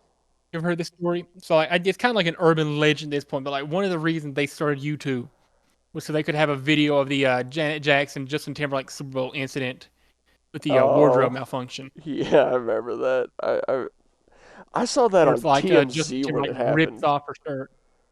Yeah, I saw that on That happened in TMZ. like that happened in like 2004, I think, Probably, yeah. 0405. That's a Super Bowl halftime show. Like early 2000s when Justin Timberlake was at his like peak, and he dipped off and came back in the 2010s for like 2 years. Hmm. It was just kind of like posting off of that one song he had in that animated movie. You remember Wait, what? remember that like time period for like a year where it's like I got that sunshine in my pocket. It's like, that song. Oh, yeah, I know exactly what you're Yeah, talking we couldn't about. escape that. Could not escape that for like a year and a half. Got that dance all in my feet. Yeah. Take my eyes up. It's better than, I feel like dancing. If it's raining, I'm not complaining. Dude, no, no, not the I Dollywood haven't song. I haven't had to hear that in a month and a half. Yeah. And you'd always look at me and go, "Do you feel like dancing?" No, no, I never felt like dancing. Lemonade, love, love, love, love, love, lovely, lovely, lovely, lovely, lovely lemonade. Dude, so Whatever that is.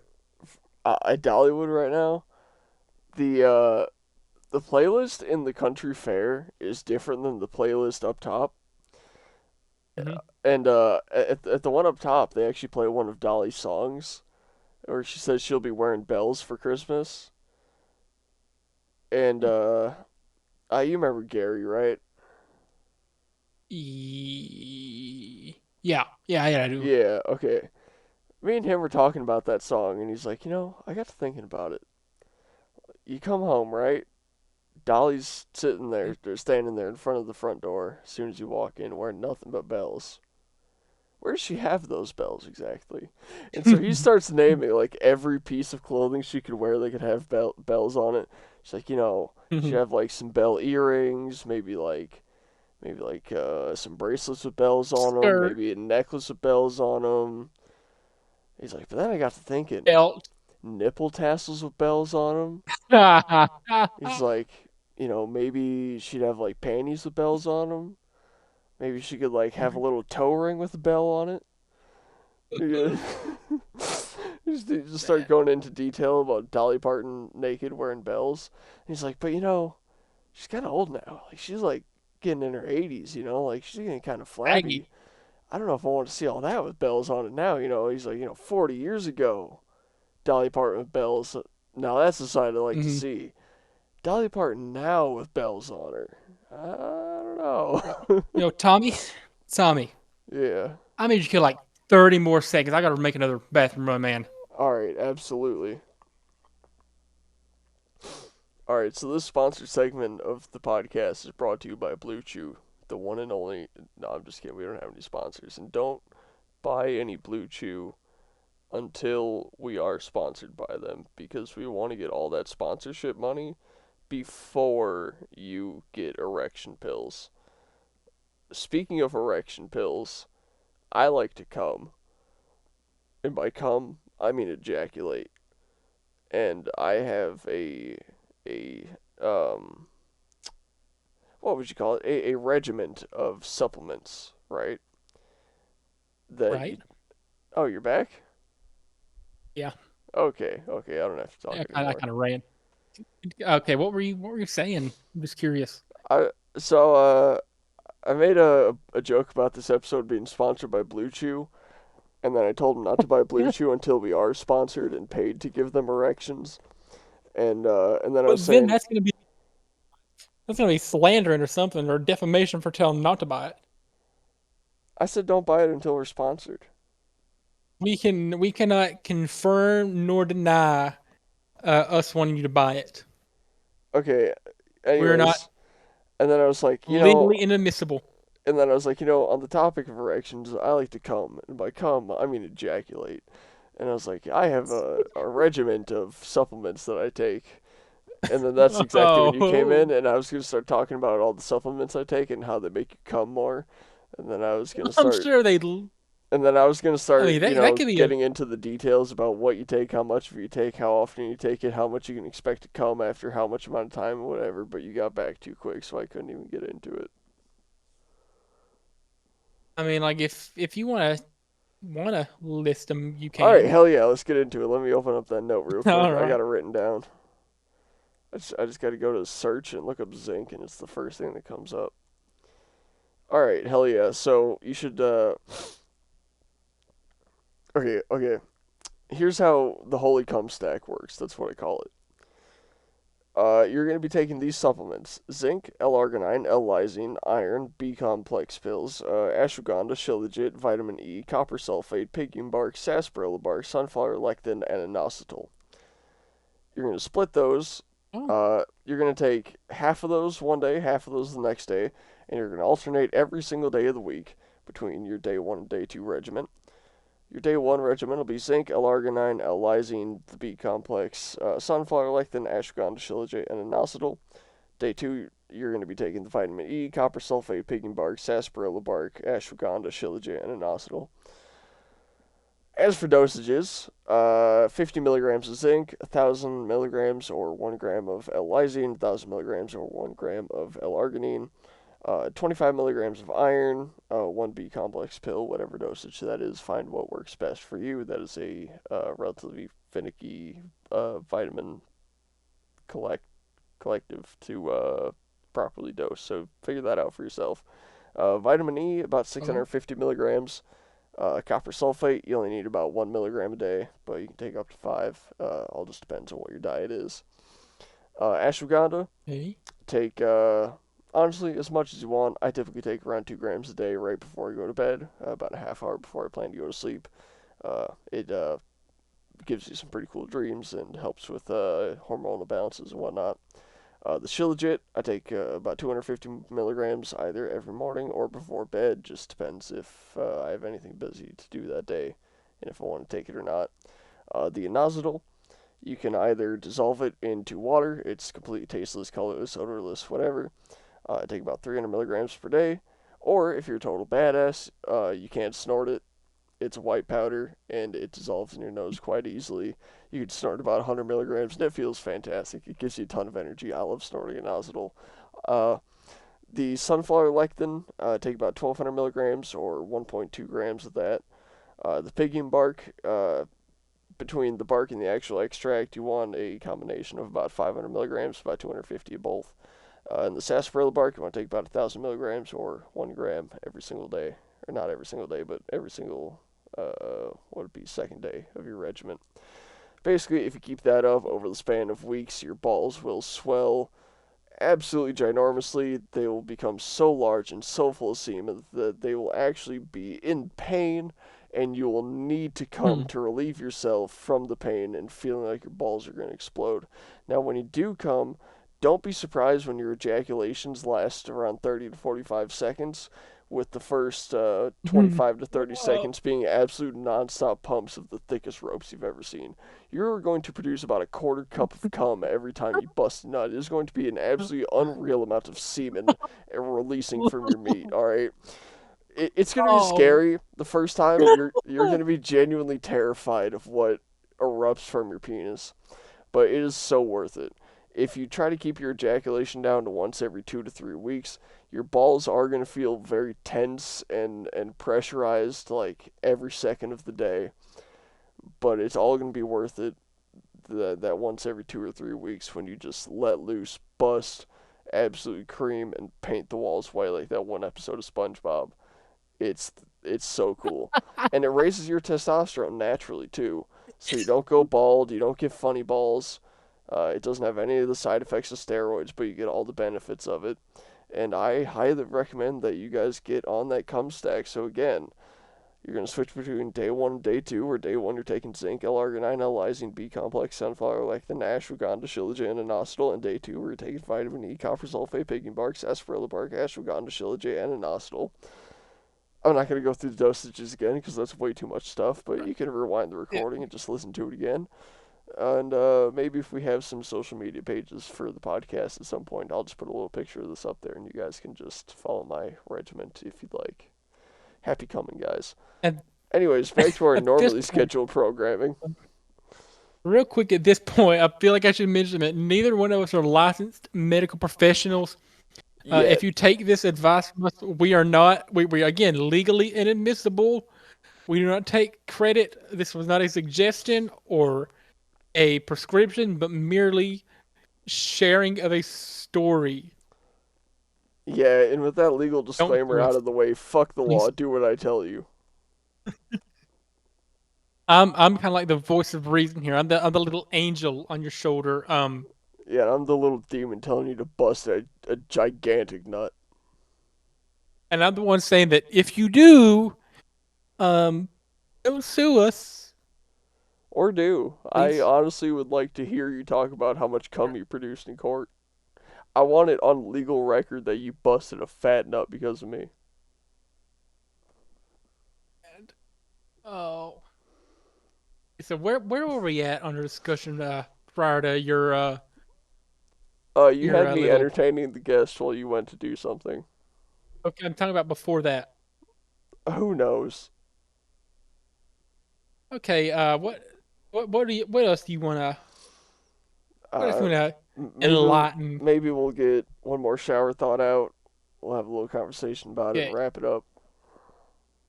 all right, because I got like a big old long Google Doc on to touch on next episode. Okay.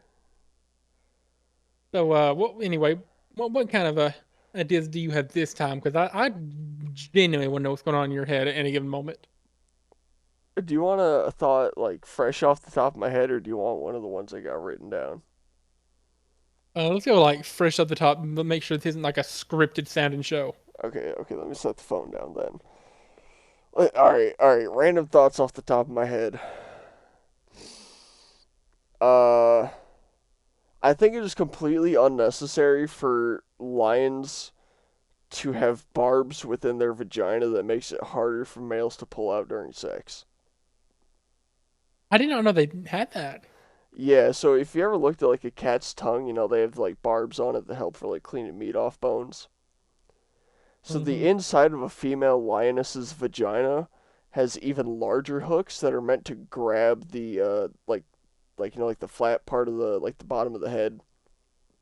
Yeah, yeah, yeah. It's I know meant what to you like mean. grip onto that so it's harder for the male to pull out during sex and they're forced to come within the female lioness giving them cubs. And I think that's completely unnecessary because if they didn't have a barbed vagina, it would be way more pleasurable to have sex with them and there would be less incentive to try and pull out. Oh wow. That's kind of reminds me of like Machine Gun. I think it's Machine Gun Kelly had a wedding ring made with like thorns on it, so you couldn't take it off. I don't know who his wife is. I forgot. Megan But Fox. he had the Megan Fox. Yeah, I'm pretty sure that he had the ring made for Megan Fox with like thorn. One of them for the other had a ring made Yeah. thorns on it, like they can't take the wedding ring off. It's Yeah. oh, how did he pull Megan Fox? Who knows? Like why him truly? Should have been me. Even though I got other celebrities that I got things for. You know what I think the saddest thing about MGK is? Eminem roasted him so hard he had to switch genres again. No, so apparently he tried to kill himself one time with a 12 gauge shotgun and he went to pull the trigger Oh, with his big toe, and according to him, the gun quote unquote jammed. But if you know anything about shotguns, once the shell's loaded in there, it doesn't jam. So he just lied about trying to kill right. himself for attention, and I really wish he did kill himself. I'm not going to agree with that statement. I'm again going to be playing like the neutral side of this Yeah, MGK debate. sucks. He's never made sorry, he's made one good song in his entire life. I'll I will agree with you that he sucks though. Yeah. He should have actually put a shotgun in his mouth and actually pulled the trigger with his big toe Oh, and blasted his fucking brains over the ceiling while he oh, was on FaceTime with Megan Fox I'm just so not she gonna. could watch him fucking die. Oh, oh, we're gonna get demonetized and banned so I'll fast. censor it, it's fine. I'll put some beeps in there. They won't know. That's somewhat better, I guess. I would say please do that until we get like an actual like platform. Yeah, I mean, people are still gonna know what I'm saying. I just won't have like the full explicit words in there so that YouTube doesn't just delete this immediately. A little bit better, I guess. Yeah. I mean, you're still saying heinous things, but No, they're not that bad. man, I mean, I say worse things to people when I road rage, so yeah. You've said worse things to me in person. Not Have I? directed towards me, What have I but like in ever a said to joking you? manner. What have I ever said to you that's like that? I'm a Just saint like just around like you, Landon. stories and stuff. Just like No, I know. stories and I stuff. know. Yeah. Anyways, we're going on 3 hours now, and it is of course 2 in the morning on Thanksgiving. So I suggest that for the Yeah, goodness of us and our families, we perhaps wrap this up and yeah. and hit the hay. You So know. so let me know what you think about this. If this sucks, just tell me. I've been trying to workshop having a witty outro. You feel me? Mhm. So you know how like The Simpsons has like the couch gag at the beginning of their intro. I think it's Yeah. the end of their intro technically. Like, what if the beginning of it's the same two lines, and then the end? Like again, I've just been workshopping this. Tell me if you hate it, but we have a different like closing line every single time. It's like it's always like a different message, and like just dedicated people get to hear it. So Okay. something like use your signal, tip your waiter, unless they suck, obviously, and then like some sort of message at the end. So like, you know, for example, like if we're closing up, I'll be like, you remember to use your signal because we have bad. So use your signal, tip your waiter unless they suck, and also remember to yellow snow is not lemon flavored. Something like that. Something Yeah. stupid. It's a rough draft. We're doing this live, y'all. We're doing this as we speak. Yeah. If I had to make an outro like that just on the fly, I'd probably say something like tip your local crackhead $5 today, or the fentanyl addicts are gonna break in your home and steal your copper wire. If you gave like if I'm guaranteed if we're doing like 1 or 2 episodes a week, by the time we do our next episode, I can have a list of like 100 pre-planned out that I can just like rattle off, once per episode. Oh, for sure. Yeah. We'll make So some. I guess that's our outro then. Uh, use And your do to the signal, loot do. tip your weight, keep on rocking in the free world, And and do. do. But for one final time, just to run through it, y'all get adjusted to it. Use your signal, tip your waiter unless they suck, and yellow snow is not lemon flavored. Thomas, got anything you want to add? No, I think that is a perfect place to end this episode. Good night, Landon. Good night, Tommy boy, and good. Guess goodbye to anyone who sadly had to listen to this. Yeah.